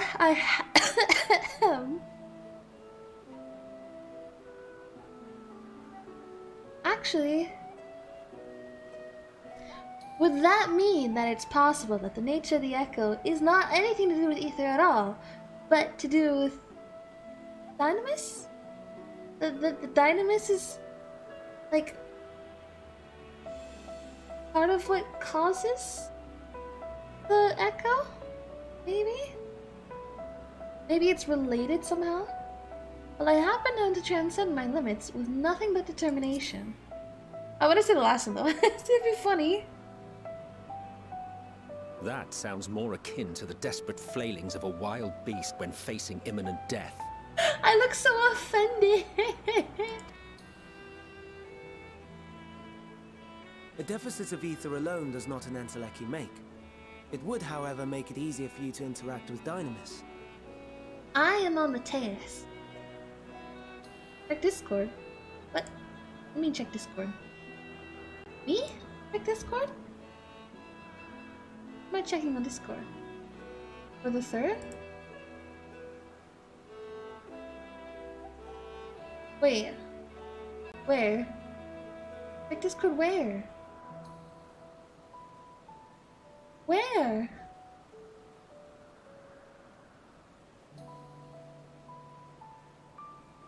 I want to know, but...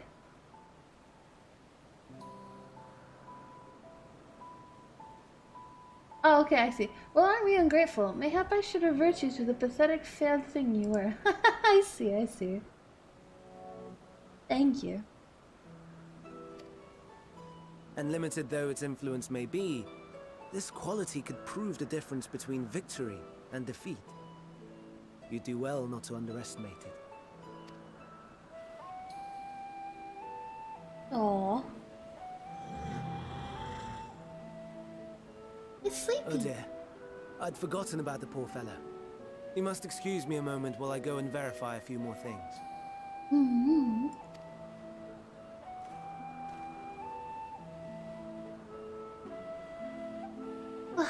I like the music here. Lives apart. Oh, oh, come on. Lives apart? Why not? Yes? Never before have I heard of Dynamis or Entelekis. I can only assume that Albus Flower was submitted to the Bureau before I joined.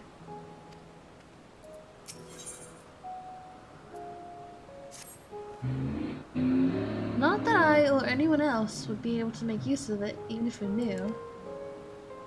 But it irks me to discover there's an entirely different form of energy, and no one told me. That personal annoyance aside, Hermes' knowledge is undeniably impressive. Given that they are not among the 14 who specialize in the Celestial, he would be a welcome addition. Assuming he can be persuaded to join, that is. Still can't understand his hesitation. Oh! Oh no! How do I choose? How do I choose? How do I choose?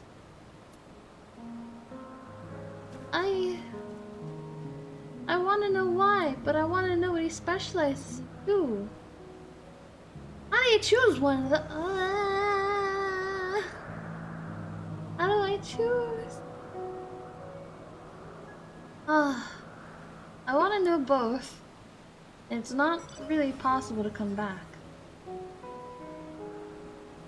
Why did you join the convocation? I feel like to him, probably seems like such an obvious question. Like, well, why wouldn't you join the convocation? What does he specialize in though is something I don't know. Trust in your decisions. But if I choose what he specializes in, I may never find out why he joined the convocation. But, if I ask why, if I ask why he joined, I might still have a chance to find out what he specializes in later. It might still come up. But, if I ask what he specializes in, I'm sorry, if I ask what he specializes in, I might never find out why. But it could just be that the why is something like really simple and basic. Oh, well, why wouldn't I have? It's just a silly question. You know, it's not a real thing to do. Blah, blah, blah. I'll ask what he specializes in.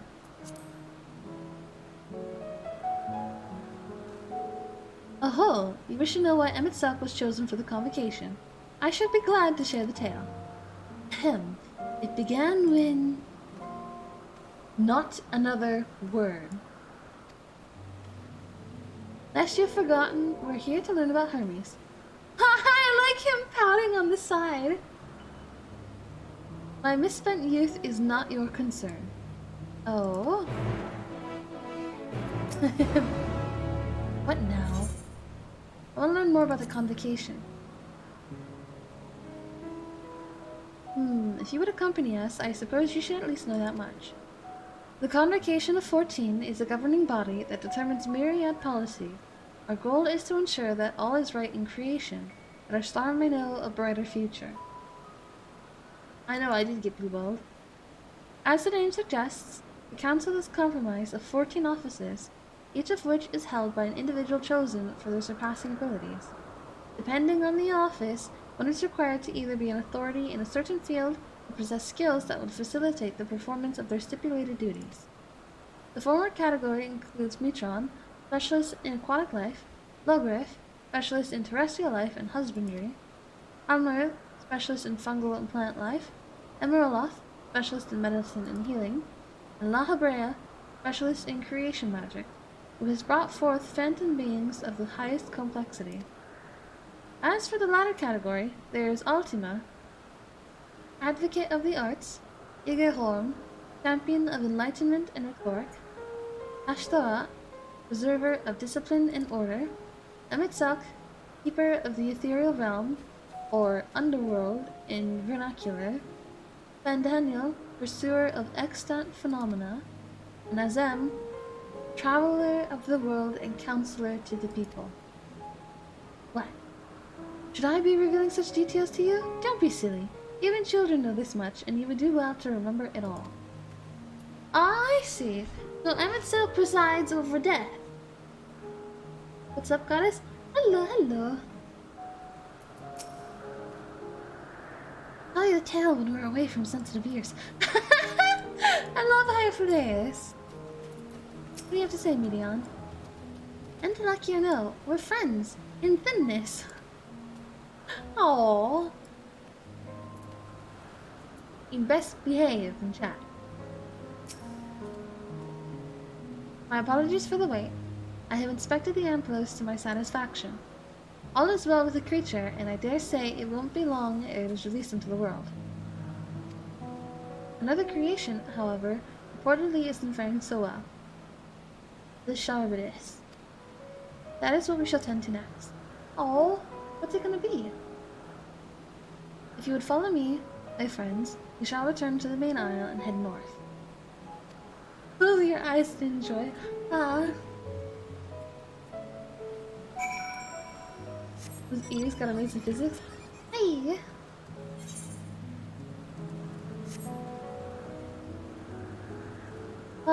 So wait, what is okay, wait, no, Hythodeus is the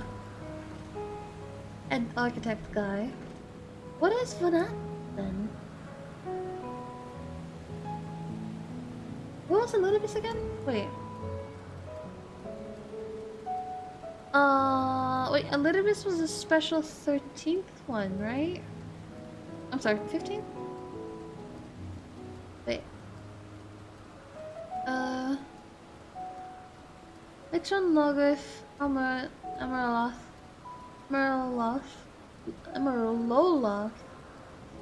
wait, Loaf, La Habrea, Igehorm, Ashtara, Amitselk, and Daniel. Oh, okay, they don't mention Elidibus. I guess Elidibus was added later. Oh. Ah! Let me see.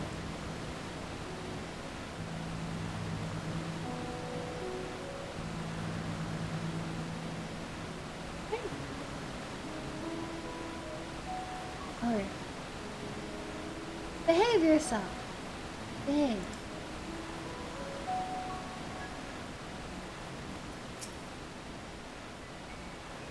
Wow. Oh, forgive me. I thought another member of the convocation had come.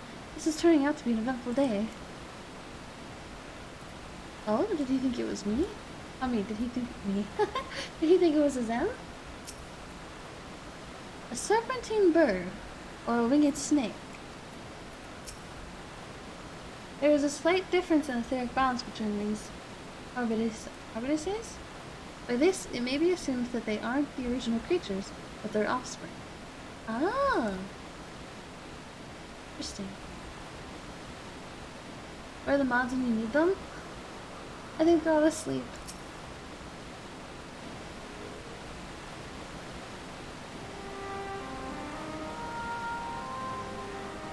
Oh, it's smaller and like lighter.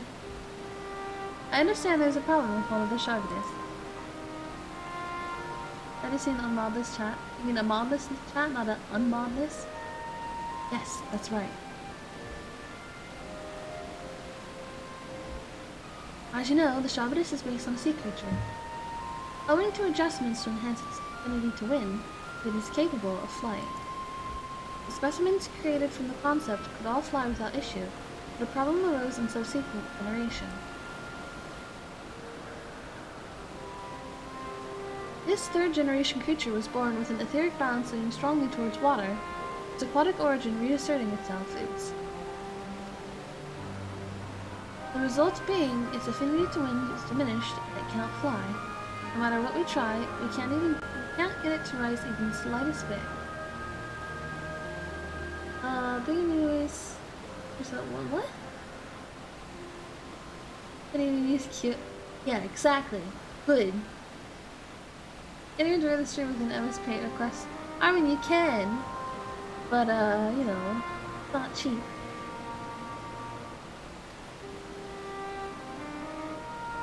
For such change to manifest in so few generations, I fear they are too unstable. Flawed. With your permission, I will revert the creatures and recommend to the Bureau that the concept be revised.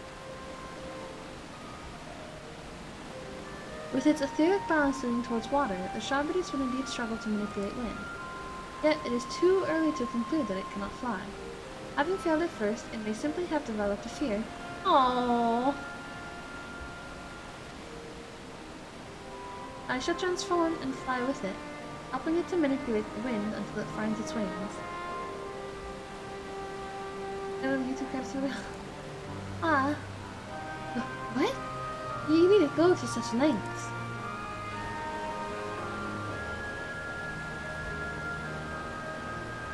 I don't know. But of course not. Transformation is an art which one manipulates a vast quantity of ether to construct another body around oneself. In practice, this allows one to assume any conceivable form and thereby transcend the limits of one's flesh. Yet, convenient though it may be, transforming in the presence of others is considered vainglorious in the extreme, as uncouth and unseemly as running about robeless. Shameful.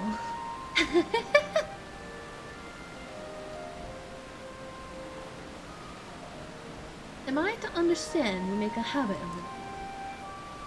Nothing of the sort. It's just that, when transformed, I can wield the wind and fly. It may seem excessive, but what is our shame next to the lives of these creatures? They deserve a chance, and we owe it to them to do all in our power. Be that as it may.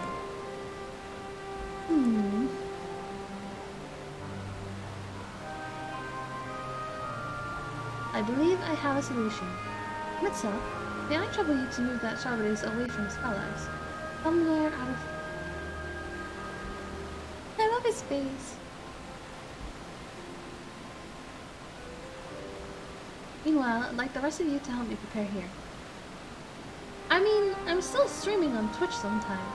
Not until I finish the story, of course, because, you know, I really want to play the story, but...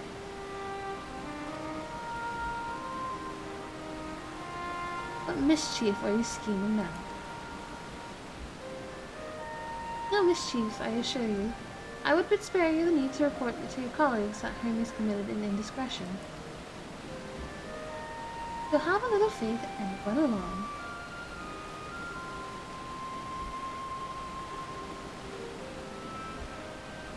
I don't reset the end of your games, they're there for a reason. I trust you don't mind.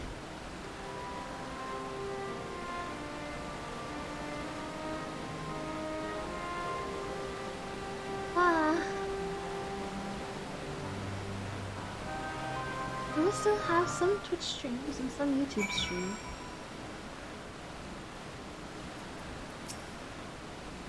I must help the Sharpness to fly, or else they will all die. Hyperides is a man of ideas. I wonder what he has thought of this time. Emetsuck is out of sight? Good. Let's speak of the plan. It's a stroke of genius, really. We have Emetsuck train the Sharpness. What? Aside from being able to fly untransformed, he can readily see ether currents. While he's out of spellcraft, he can also employ suitable wind magics to guide the creature along. While he is indeed capable of all you described, it is not his duty, and loath to trouble him with it. Don't be. As I mentioned, it would also be for his own sake. With that settled, let's begin at once. Okay? I want you to go to Emetsuck. Tell him you have a favor to ask. He will be disinclined to cooperate at first, but you mustn't be discouraged. With our friend, the trick is to be unflaggingly persistent. Off you go now, and good luck. Oh, we have to say to him, I have a favor to ask. Okay. I enjoy this so far. I'm sure this will be cute in some way, right? Right? Definitely not gonna end badly, right?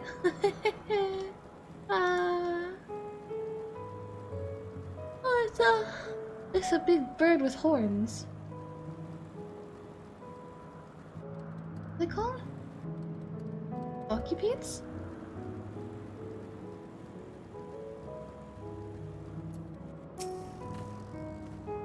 Well, are your preparations for the scheme that is clearly not a scheme complete?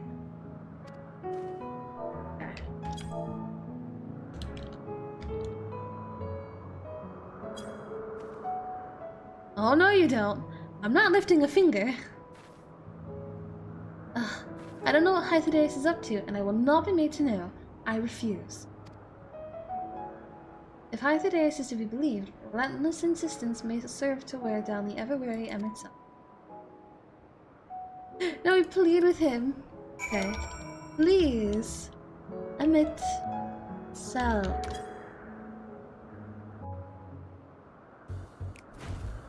Please. No, no, no. You are not foisting this nonsense on me. But we are.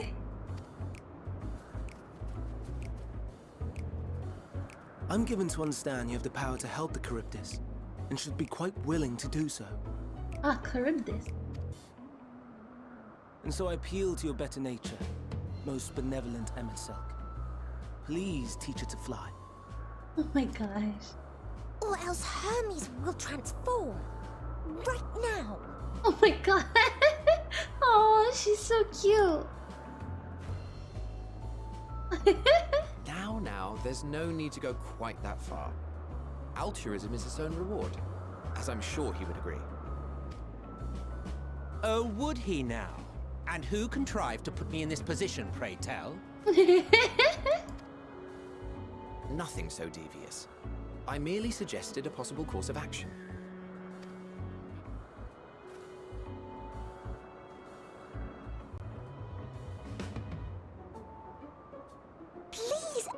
Selk. Please. Aww. Is that a fact? Are we doing time travel shit now? Ah, we're in the midst of time travel shit, yeah. We are way, way far in the past. I did not come all this way to play nursemaid to your creations. I'd thank you to remember this favor and let it be the last. And hello, Phil. Hello, hello. Aww.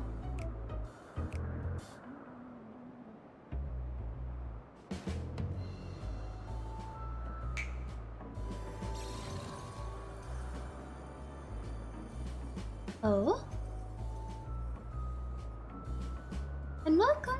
I will aid it once it has taken to the air. It falls to you to shepherd it skyward. Aww. Present is doomed, Well, yes. let's relax and enjoy the spectacle, shall we? I love Hythades. He's quite funny. He's like a very nice aunt.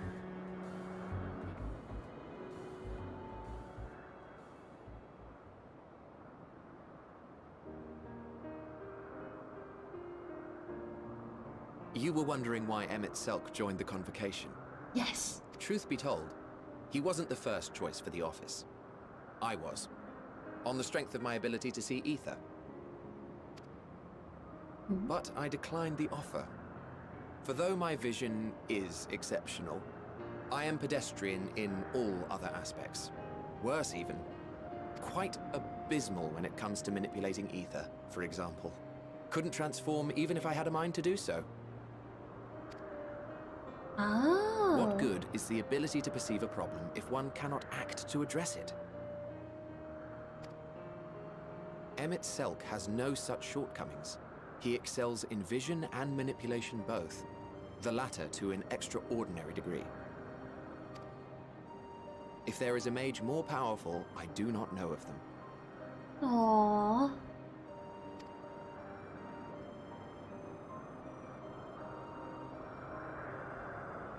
Thus did I recommend him for the office in my stead. And I wasn't the only one. Far from it. Countless others vouched for his skill and character. People the world over, to whom he had previously lent a helping hand. Aww. Oh, how surprised he was. Claimed he hadn't done anything remarkable for anyone. Modest to a fault. Oh. Okay, maybe? Yeah, we're not messing around in it. We're just He visiting. deserved every bit of acclaim he received. Yet he may well have gone unappreciated were it not for a mutual friend. Oh. A singular soul who can't help but involve herself in the business of others. Where she walks, excitement is certain to follow. Her antics irritate Emmett Selk to no end. But much of his grumbling stems from genuine concern. Wait, are they talking about Zem? When our friend calls, he never fails to answer and lend his talents. Zem or not? And in the course of doing so, he himself came to be recognized and respected by those around him. Oh. They are truly remarkable individuals, and I'm proud to call them friends. Hythades is like, oh. To help them realize their dreams. This will be my greatest contribution to our world. Oh. And when they have fulfilled their respective purposes, so too shall I have fulfilled mine. And together we may return to the star. Oh. Look at me, spilling my innermost secrets. I can't seem to help it with you. Oh. Oh. Have a good night, Ken. Have a I good can night. only assume it is due to the color of your soul. I just don't understand how you can be so alike and yet so different. Oh.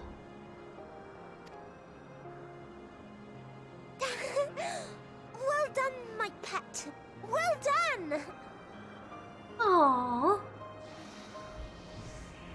Look at him go!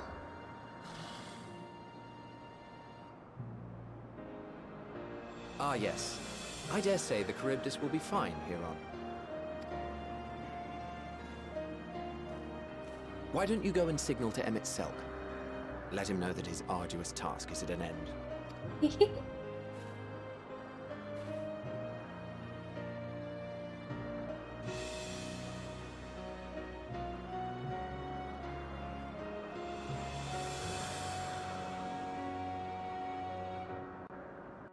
Aww.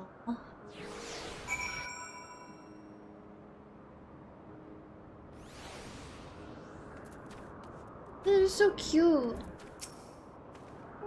If I didn't know better, I'd say Emmett Selk is enjoying himself. Not that he'd ever deign to admit it. Aww. It's so cute.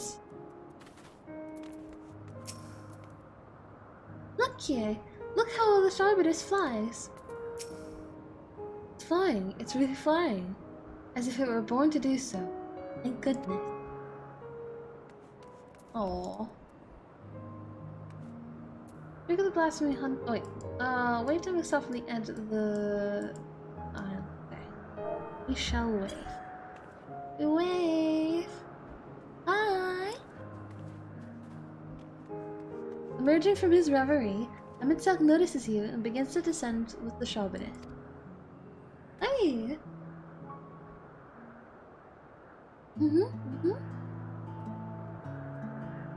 It was fun. Got to meet our old new friends. I have no words to express my gratitude. Thanks to you, the Starbittus has learned to fly. Aww.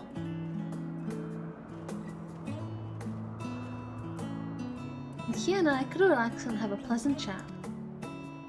I'm sure you did. The creature needed some small assistance at first, but soon it was flying more or less on its own. I doubt you will need to repeat the lesson. That was truly impressive. I witnessed it all from afar. The Starbittus flies. Indeed. With this, it's proven that even a creature with skewed etheric balance is capable of flight. Though we helped it to achieve this, the Starbittus is a herd animal. They may well aid their struggling kin in a like fashion if and when the need arises. Keeping this in mind, I bid you to continue observing them. That is what you want. But if I may say so, rather than hoping an idealistic possibility comes to pass, would it not be simpler to have the concept adjusted? That way, we could guarantee that that anomalies such as this specimen are never born in the first place. These creatures are already here. We will spare no effort in giving them a chance to survive. As you wish, Chief. Well, I mean, I always struggle with reading.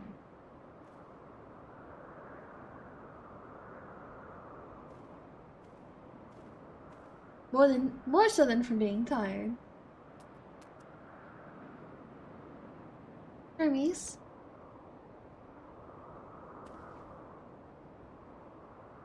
I'm fine, don't worry. Well, that concludes all of my present tasks. Let us return to Anagnorisis for now. I'm never gonna say that word right. Ah! All the names are complicated. I have so many vowels. Ah.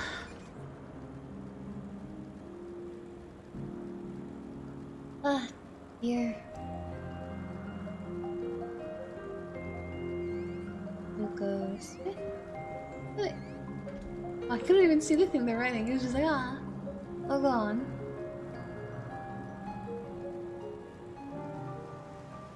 Okay. I thoroughly enjoyed myself. At the end, most of all. All the creations are happy. That makes me happy too. I thought my number 3 is concluded. Ah. Now you've seen what I do.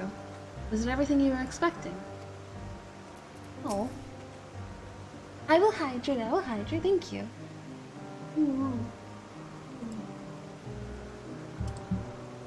Alright. What? Want to apologize for forcing me to help, do you? Save your breath. You didn't force me to do anything. I merely chose the most expeditious way to have done with an impediment to our business. Impediment. No.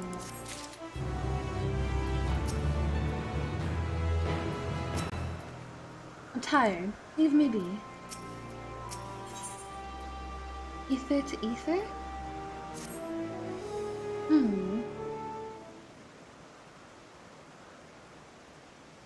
Tell me, Kie, in the course of watching me, have you learned aught of value? Nothing so far, but I'm hopeful it'll change. Dynamis seems promising. Dynamis.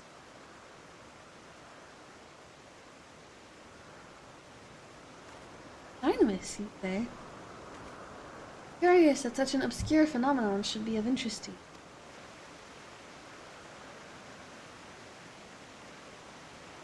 Chief Hermes, what good fortune to find you here.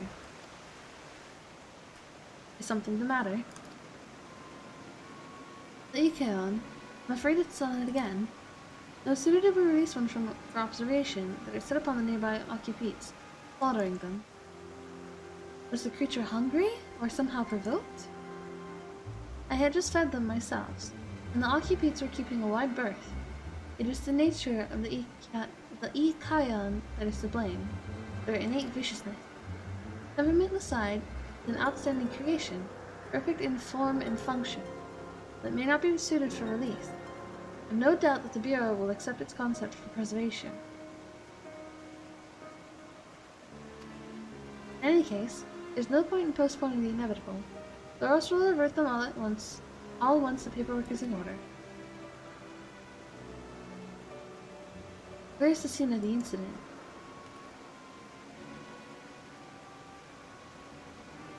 Just off the path to the 12 Wonders. As you make your way, you should stay on the left. I don't know if Thoros is still there.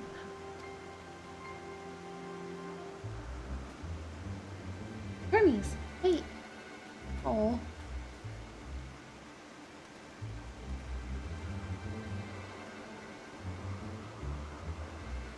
If this is part of his work, then I would observe. We follow.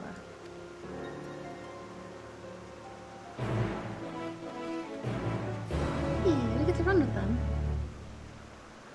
I have a weird feeling. He seems like he's unable to let things go. Doesn't understand that. Which is understandable to a degree, but it's not like they're dying painfully.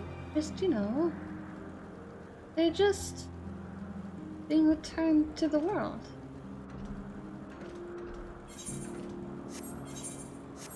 Seems like it's as natural of a death as there could be.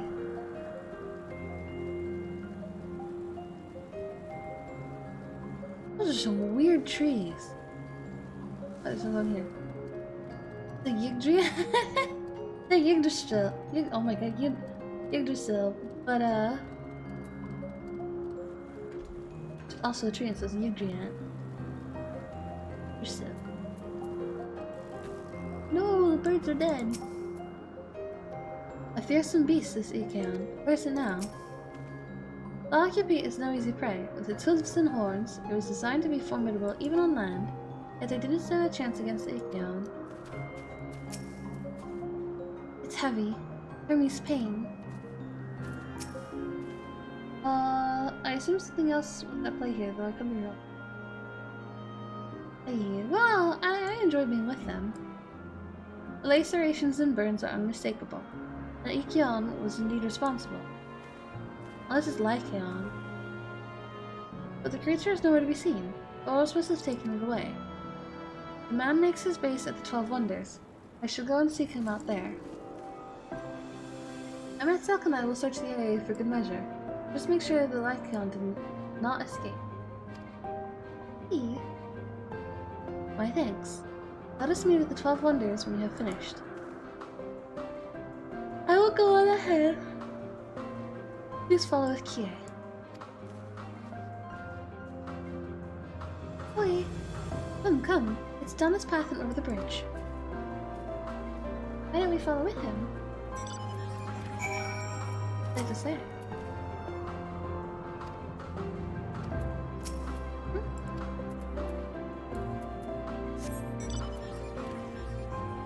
It is pretty here, though. Seems like a big place as well. Oh, no thank you. This is all we see of it so far.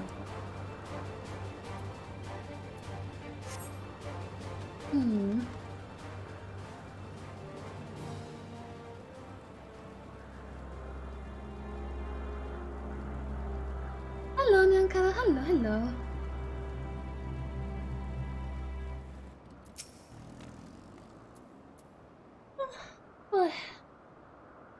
There it is. 12 Wonders. Hermes is looking for Doros. Let's look for Doros too. He's a man with long blonde hair, I think. I'll know him when I see him. Oi. Let us go, let us go. Really, there's so many Aetherites here though.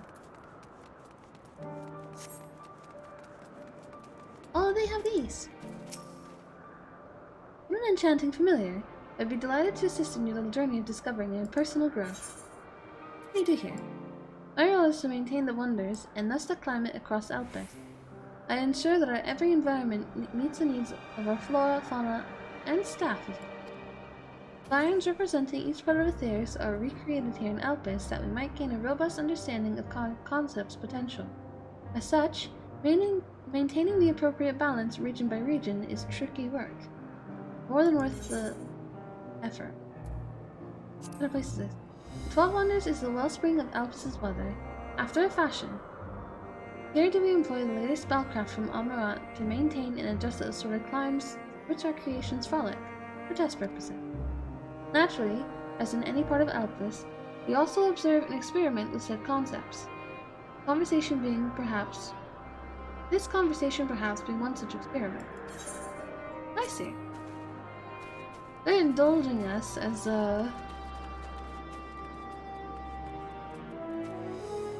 something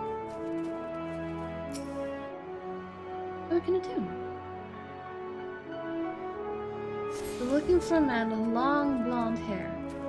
The guy with the blonde-haired woman, dark-haired man. Not inside, is he?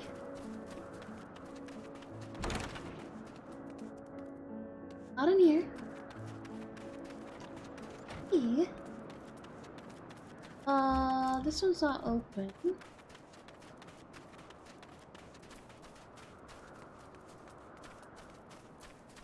I suppose we go for the long-haired man.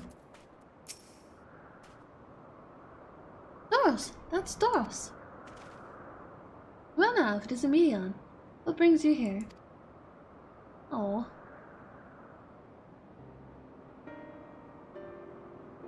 Ah, I thought I heard familiar voices. I didn't realize you two had decided to help me search for Doros. Thank you. You're in charge of the icons, I believe. Where are they now? Out in the field in restraints. Frenzied as they were, I couldn't all return them to Catesis. Once I've submitted my report, I'll see them reverted without delay. It's as he says. The beasts are indeed quite ferocious. You're one of the 14! What brings you here? Nothing you need to concern yourself with, as you were. We've heard the news that a Lycan saw the occupy. As the observer in charge, you're of the opinion that they are not fit to be released. I am. Their abnormal aggression and exceptional strength makes for a highly problematic combination. It matters not where they are released. The Lycans will threaten other species, upset the natural order. Could it be that the specimens observed are an outlier? Highly unlikely. We've created a good many of them, all exhibited the same tendencies. Even when we used Kairos to begin with a fresh slate, the behavior was unchanged. Kairos? A memory reconfiguration system. The chief himself created it. It allows us to erase or alter memories, that we may observe creations in different environmental conditions without needing to remake them from scratch. Quite impressive, and potentially dangerous. Depending on the intensity of the etheric emissions, Ashtarat may wish to have words with you. Rest assured, I've kept all values within prescribed limits, and to prevent misuse, applications are limited to those authorized by the Chief Overseer. Do not misunderstand. To manipulate a subject's memories is an intrusive act I deeply abhor, but it is still preferable to execution. Come now, Chief. Let's not be so melodramatic. What was born of ether is simply being reduced to its original state. I know the distinction concerns you, but we mustn't lose sight of the bigger picture, making rational choices for the sake of a more prosperous star. If a creation cannot be properly studied even with the aid of Kairos, we remake it. If a creation is deemed detrimental existence, unmake it. It is all for the greater good, and none question the necessity of such routine processes. I understand these things, I do. I would never think to unleash a clear and undeniable threat onto the world. Yet insignificant though their individual lives may be to all creation, it is all the Lycons have. Before we seal their fates, we owe it to these beings to exhaust all options, to ensure that nothing has been overlooked. 3200 said? Absolutely not, no.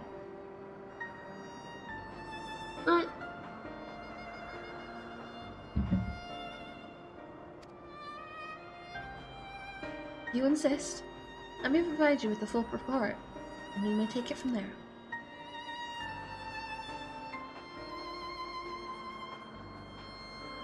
Would it be possible for us to attend the discussion, that Emmett South may better carry out his duties? By all means. Pray, show them to the meeting room. There is supposed to be a limit, but the bot's just very slow.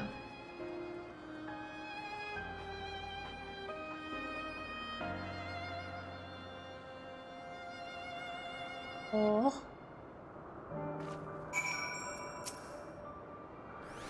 We have a duty to the star, this I know, but it doesn't mean we don't also have a responsibility to the lives we bring into existence.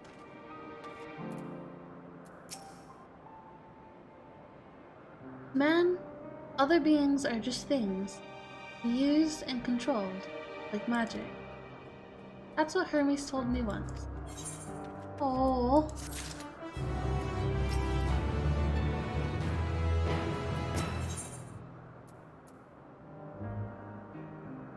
You needn't be an intellect to feel the weight bearing down on Hermes.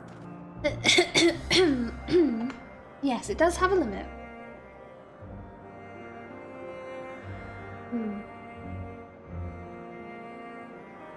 I fear this discussion may take a while, during which time... Gideon, are you feeling unwell? Not me, Hermes. It's you. Wait. It's not me, Hermes. It's you. You know?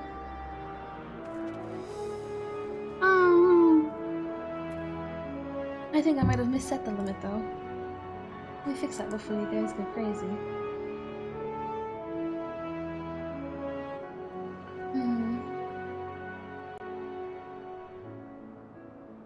Let's see.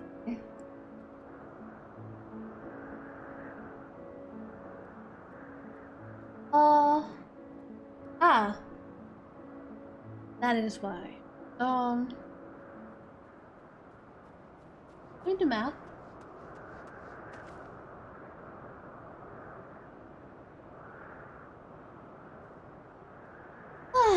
There we go. Now you guys cannot make me drink to death. Hey, it's preferable. I won't go to the meeting. I'll stay with Kie. Though that I am to impose, I leave Medion in your care again. Hey, you can leave it to me. I'm in your debt, if you'll excuse me. Hey. Oh.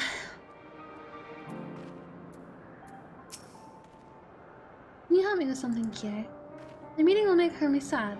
I want to cheer him up. With a flower. Hermes likes flowers the most. Of all the creations in Elpis. Wait a second. Does that imply that he's the one who created the flowers in the first place? Those creations are expected to be interesting, or beautiful, or strong, better in some way. But flowers are different. They're designed to suit our emotions, what we feel and want to convey. Hermes likes that. I can't make flowers, so I'll search for one. I want you to search with me. Let's start here, at the 12 Wonders.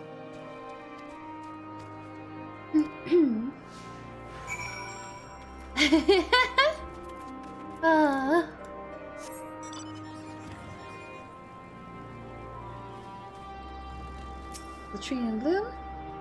I forgot. Medion! Oh, you're right there. Shit, my head. She's so cute though, I can't be mad.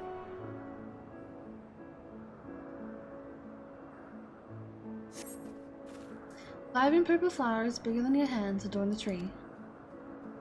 Oh, so big and bright! I love them! But they might be too bright. You have to think of the recipient. That's what Hermes said.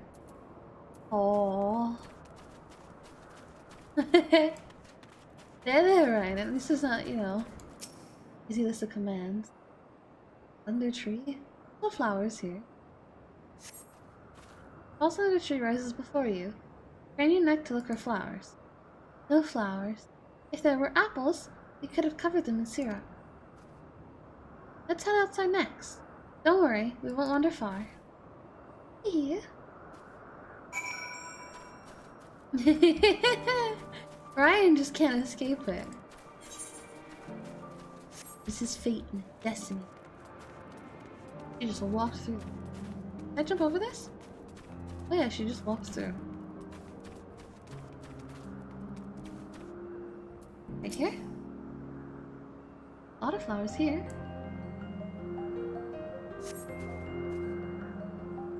An array of beautiful flowers grow in the bed, a mix of colors forming a pattern. These would be better for Hermes, but they're hedged in. That means we shouldn't touch them. They're either under observation or poisonous. Any other place should be fine, though. Let's keep looking.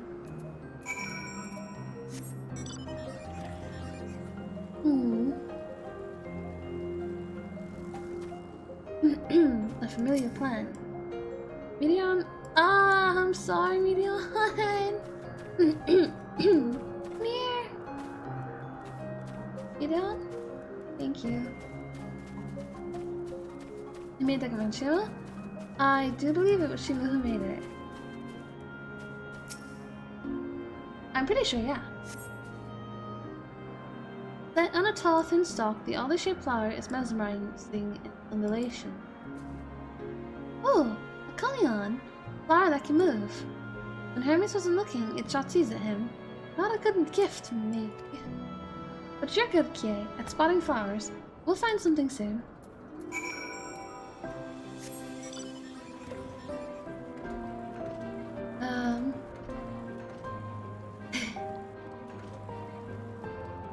A grips? Oh. Medion is yet to arrive.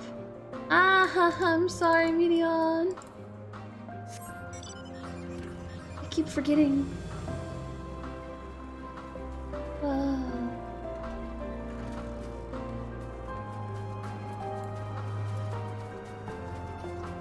Whether or not he deserves it, I think he's a bit too biased to really say, like, you know.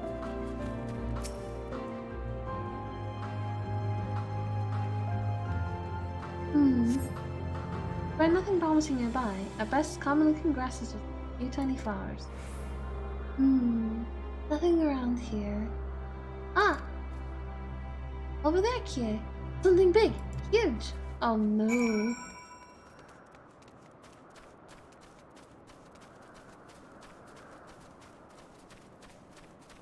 Malodorous grass. What? A terrible stench reminiscent of sodden old boots pervades the air. Without a doubt, the culprit is the marble-like creature before you. It's an Adonis! Things around its mouth look like petals, but the flowers are the orbs on its head. When Hermes inspected it, it swallowed him up. He didn't leave his room for days. What do you think, Kie? Would you like it? I'd rather not go near that thing? Yeah. Not this one either? Finding a good flower, it's harder than I thought. I'm sorry, Kie, but could we search a little bit more? Maybe as far as the fields over there. I'll pick something after that, I promise.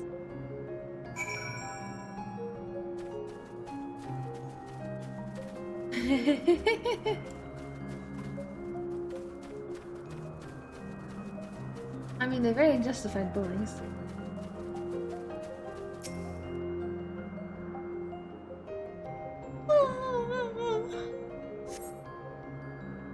Lush green fields stretch out before you, ending where the sky begins.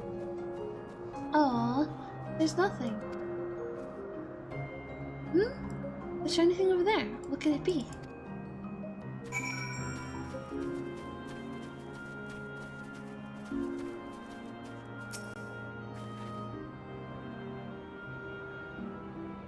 Huh?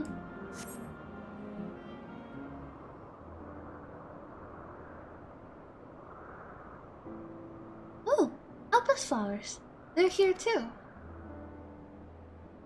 Hermes likes and dislikes them at the same time. They're like me. They're intellecties. Like me, they feel his pain into the dark. That's only for Hermes though. For the others, they're always white and bright.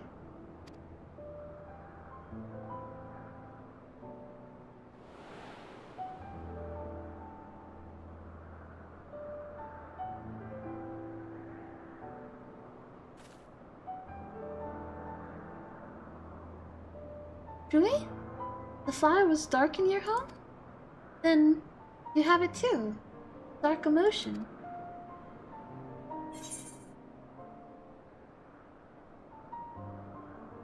I've known the pain of sorrow and loss. I felt great fury and frustration. I've been plagued by doubt and anxiety. I've known the pain of sorrow and loss.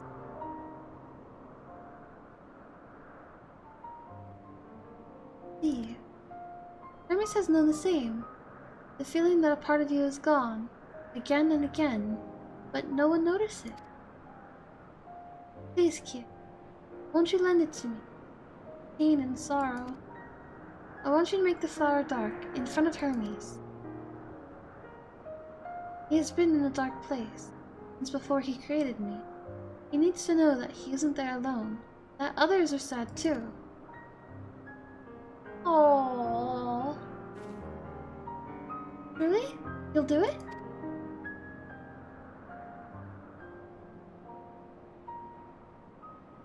Thank you, Kie. Thank you. It means more to me than I can say. I can't wait to see how Hermes reacts. Let's go back and fetch him. Oh, she's so cute! Ah!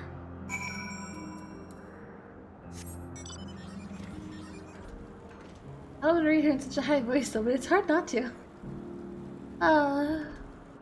Rainy.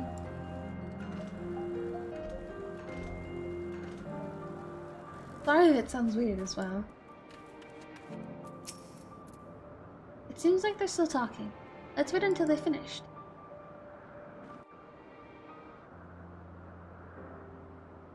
That's a long time. It was daytime a moment ago.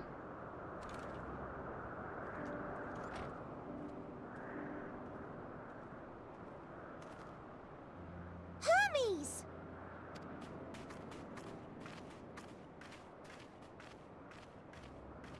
Oh, you were waiting for me. You've finished talking.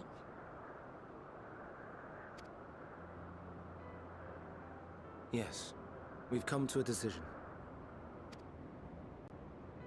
My thanks for keeping Meteon company.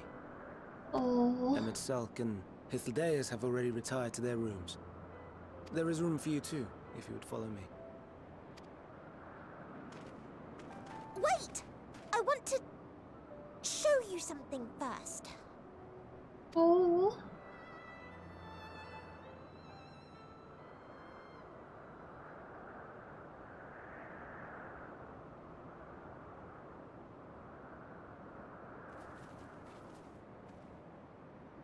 Elpis flowers? Go on.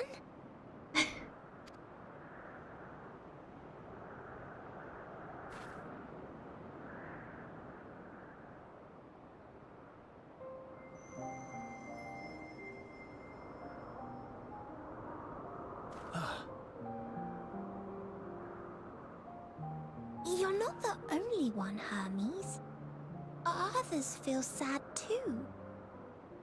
You're not alone. Oh. Ah. She's so precious. Ah. I see Meteon has shared much with you.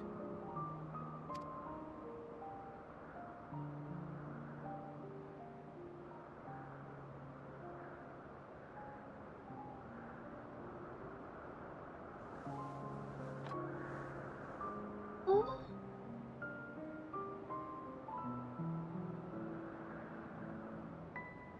May we talk a moment? Oh. Yes, we can talk.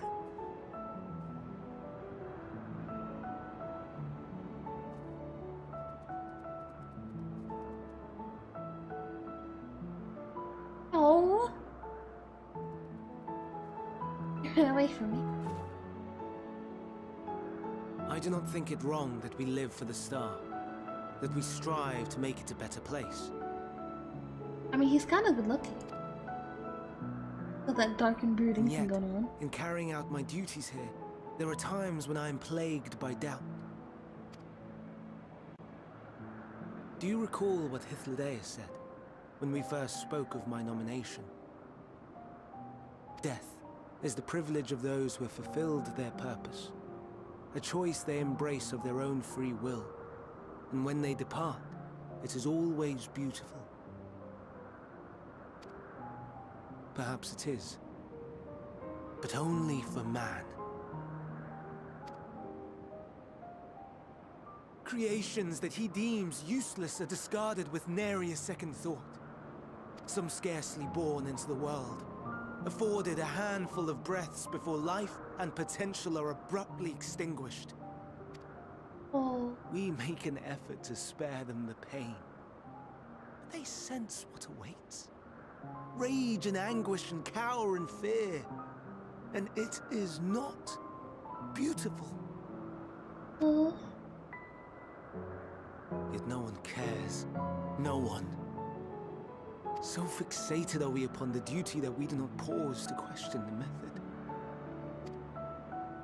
Pain and suffering, confusion and despair, writ plain in the eyes of those poor creatures. Yet no one sees. We turn a blind eye and carry on in blissful ignorance. Not amiss. And always, always the blossoms shine pure and white. A contradiction so blatant I could scream, want to scream. How can you all accept this aberration? Oh. Then I wonder, am I the aberration for thinking thus? And I am filled with dread. Oh. But now I know I'm not alone. Not the only one for whom the flowers weep.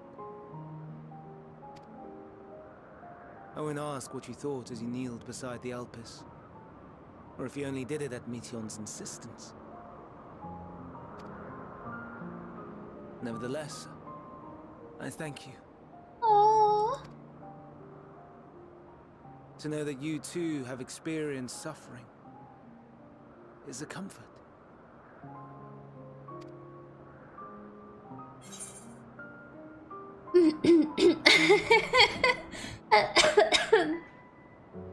What do we say? Glad I could be of service.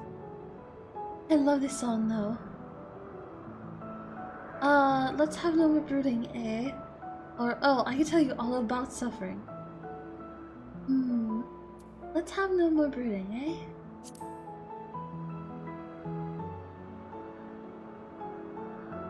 Or something in this story. Indeed. Difficult though it may be, I must endeavor to be strong like you. Oh.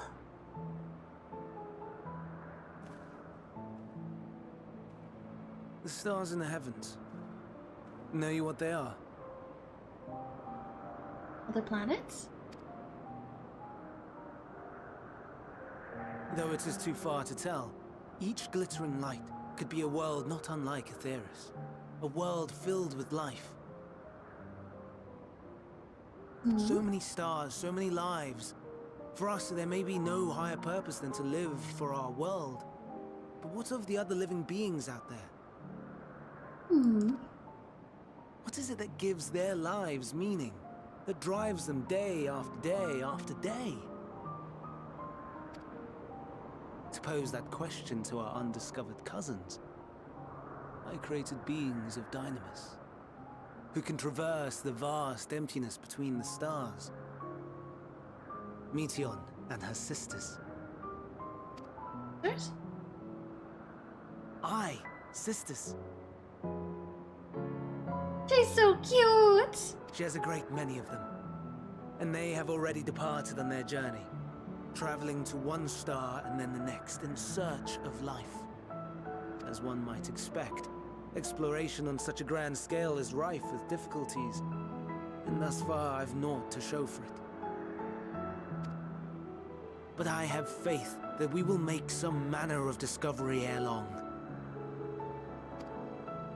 And when we do, I should be glad to share our findings with you, in gratitude for your kindness. Oh. It's getting rather late. We had best find our beds. It would not do for both of us to be sleep-deprived on the morrow. Come, Meteion. Let us head back. All right. Oh.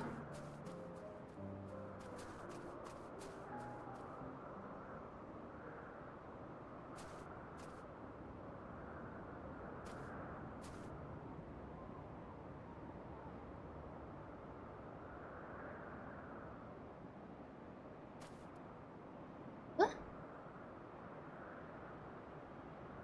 What was that?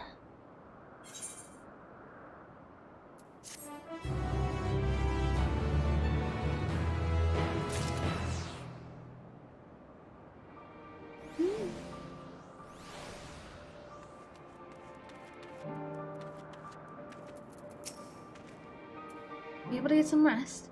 Please, do not hesitate to let us know if you're feeling tired. I worry we might exhaust your scarce reserves of ether.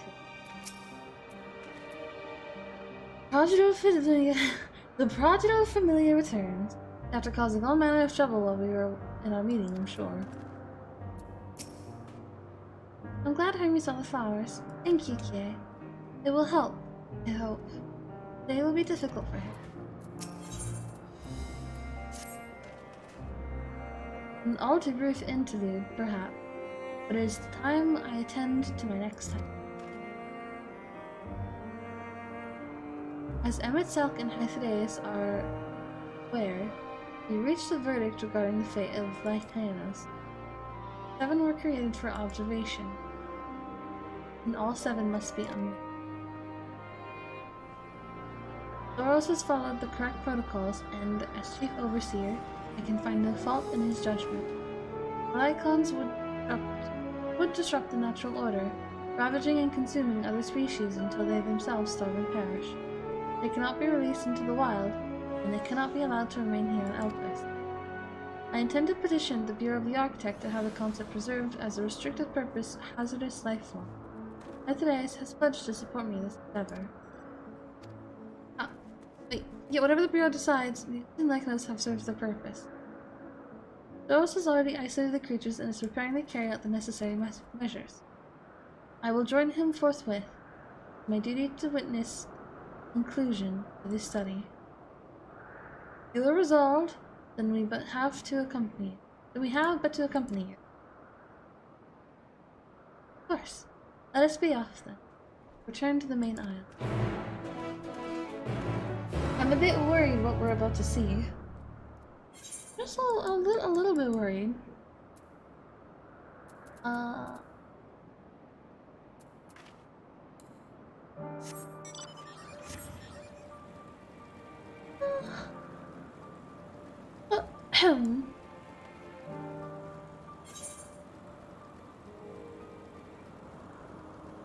We have ourselves a knot on one of these as well.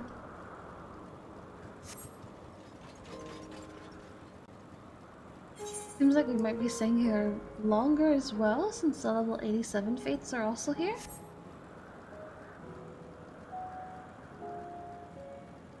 Oh, they're Fenrir's.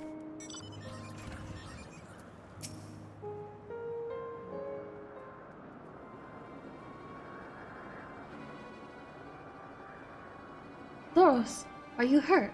What happened here? They caught me off guard. I had them bound with ethereal shackles, but they became frenzied, even more so than usual, and broke free. I was able to stop 4, the other 3 escaped.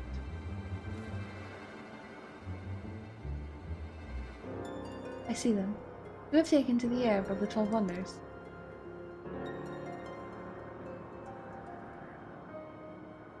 The last is up ahead, lurking in the fields. You and Kie handle that one. Repair in the sky, you can leave to me. This is how it must end, and so be it. How does he know we can fight? I will render assistance to Emmet Selk, unneeded though it is.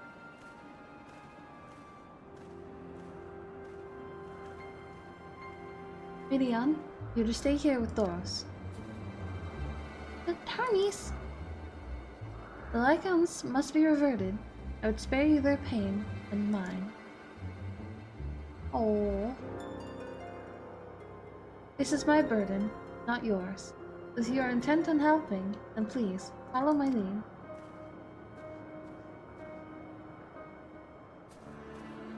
Aww. But it is surprising that Emmett was like, ah yes, yeah, we'll go with you and help you.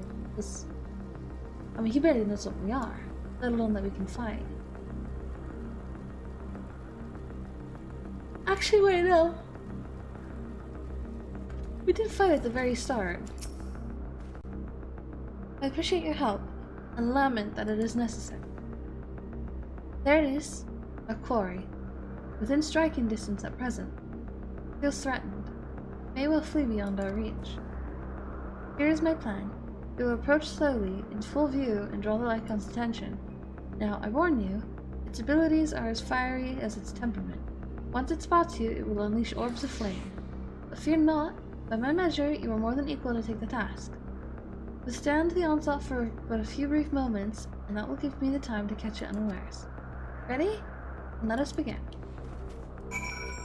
Oh, are we just dodging AoEs? No, okay. I thought we were dodging AoEs, but we're just killing Ether. Maybe. I thought it was gonna be like DDR circle. Well, I mean, I guess it's as close as we're gonna get. I realized too, there you go. Hello, Chocobo.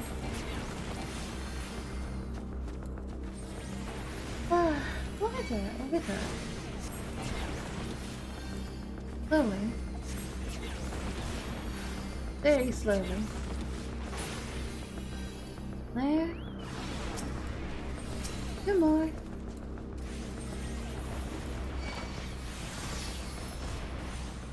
There we go.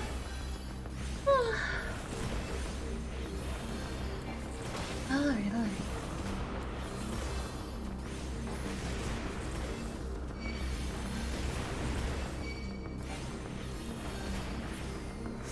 Can sit up there?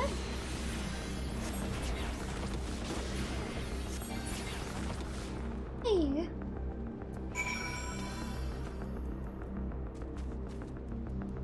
And here. And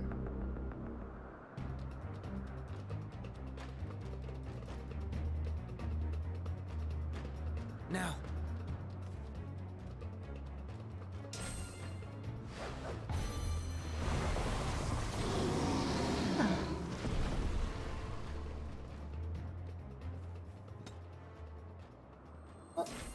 is we taking it? Hey, have a good night, Kuragiri. Have a good night. Oh. Forgive me. Please, forgive me. Oh. May you and your kin find peace Oh. wherever your souls may drift in the underworld. May you find tranquil seas.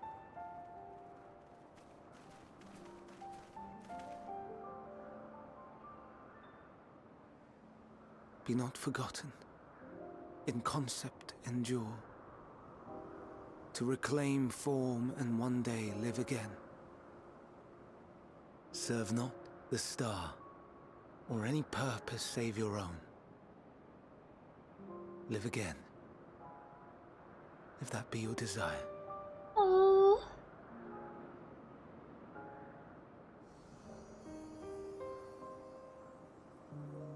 Hate, if that be your want.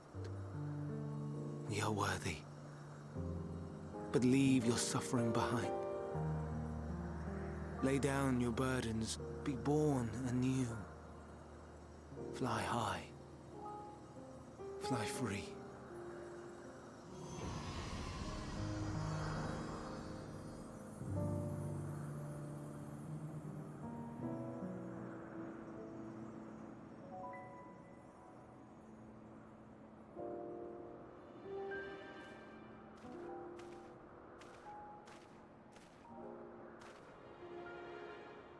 Join the convocation, Hermes.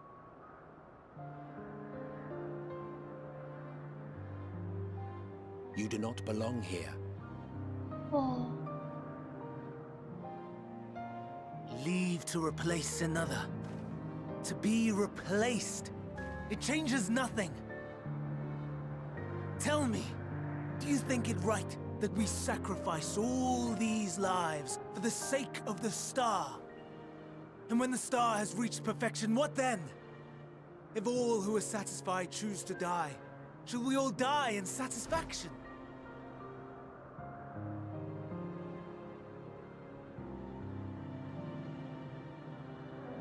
I do not know. Were I to take up the seat of Fandaniel, it would be tantamount to approving my predecessor's death. I do not know if it is right. And to be torn by such thoughts. I do not know if I am fit to represent mankind. Hermes! Please don't be angry. It hurts so. Oh. Forgive me.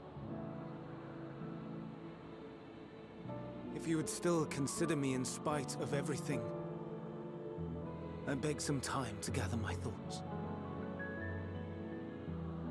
Meanwhile, Hythlodaeus, I fear I must trouble you to attend to the others. 'Tis no trouble at all. Take as long as you require. Oh. And you, my friend, I pray you find that which you seek.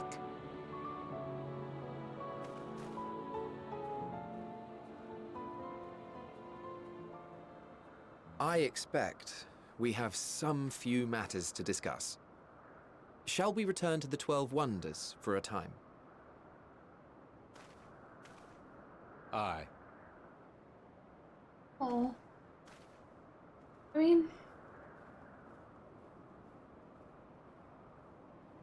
I didn't expect Hermes to be So...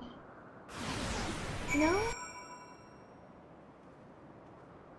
He's a good boy. But it's so sad. Been quite an exciting visit for you thus far.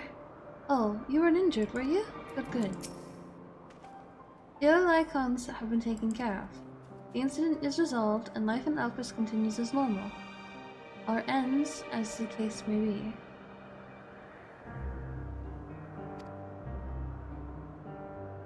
Rationally speaking, I understand Hermes' argument. No matter how well we deserve the rest, there is a pang of sadness when a colleague leaves us. Yet never has a departure caused me such grief as Hermes appears to feel. What must it be like to experience such torment?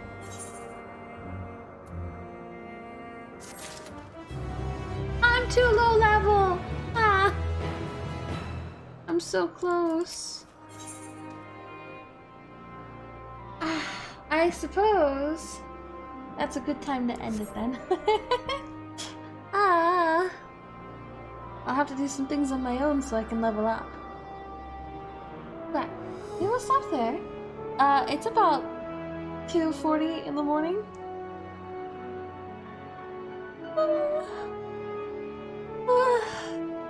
I'll take a short sleep, and then I will be back in the morning.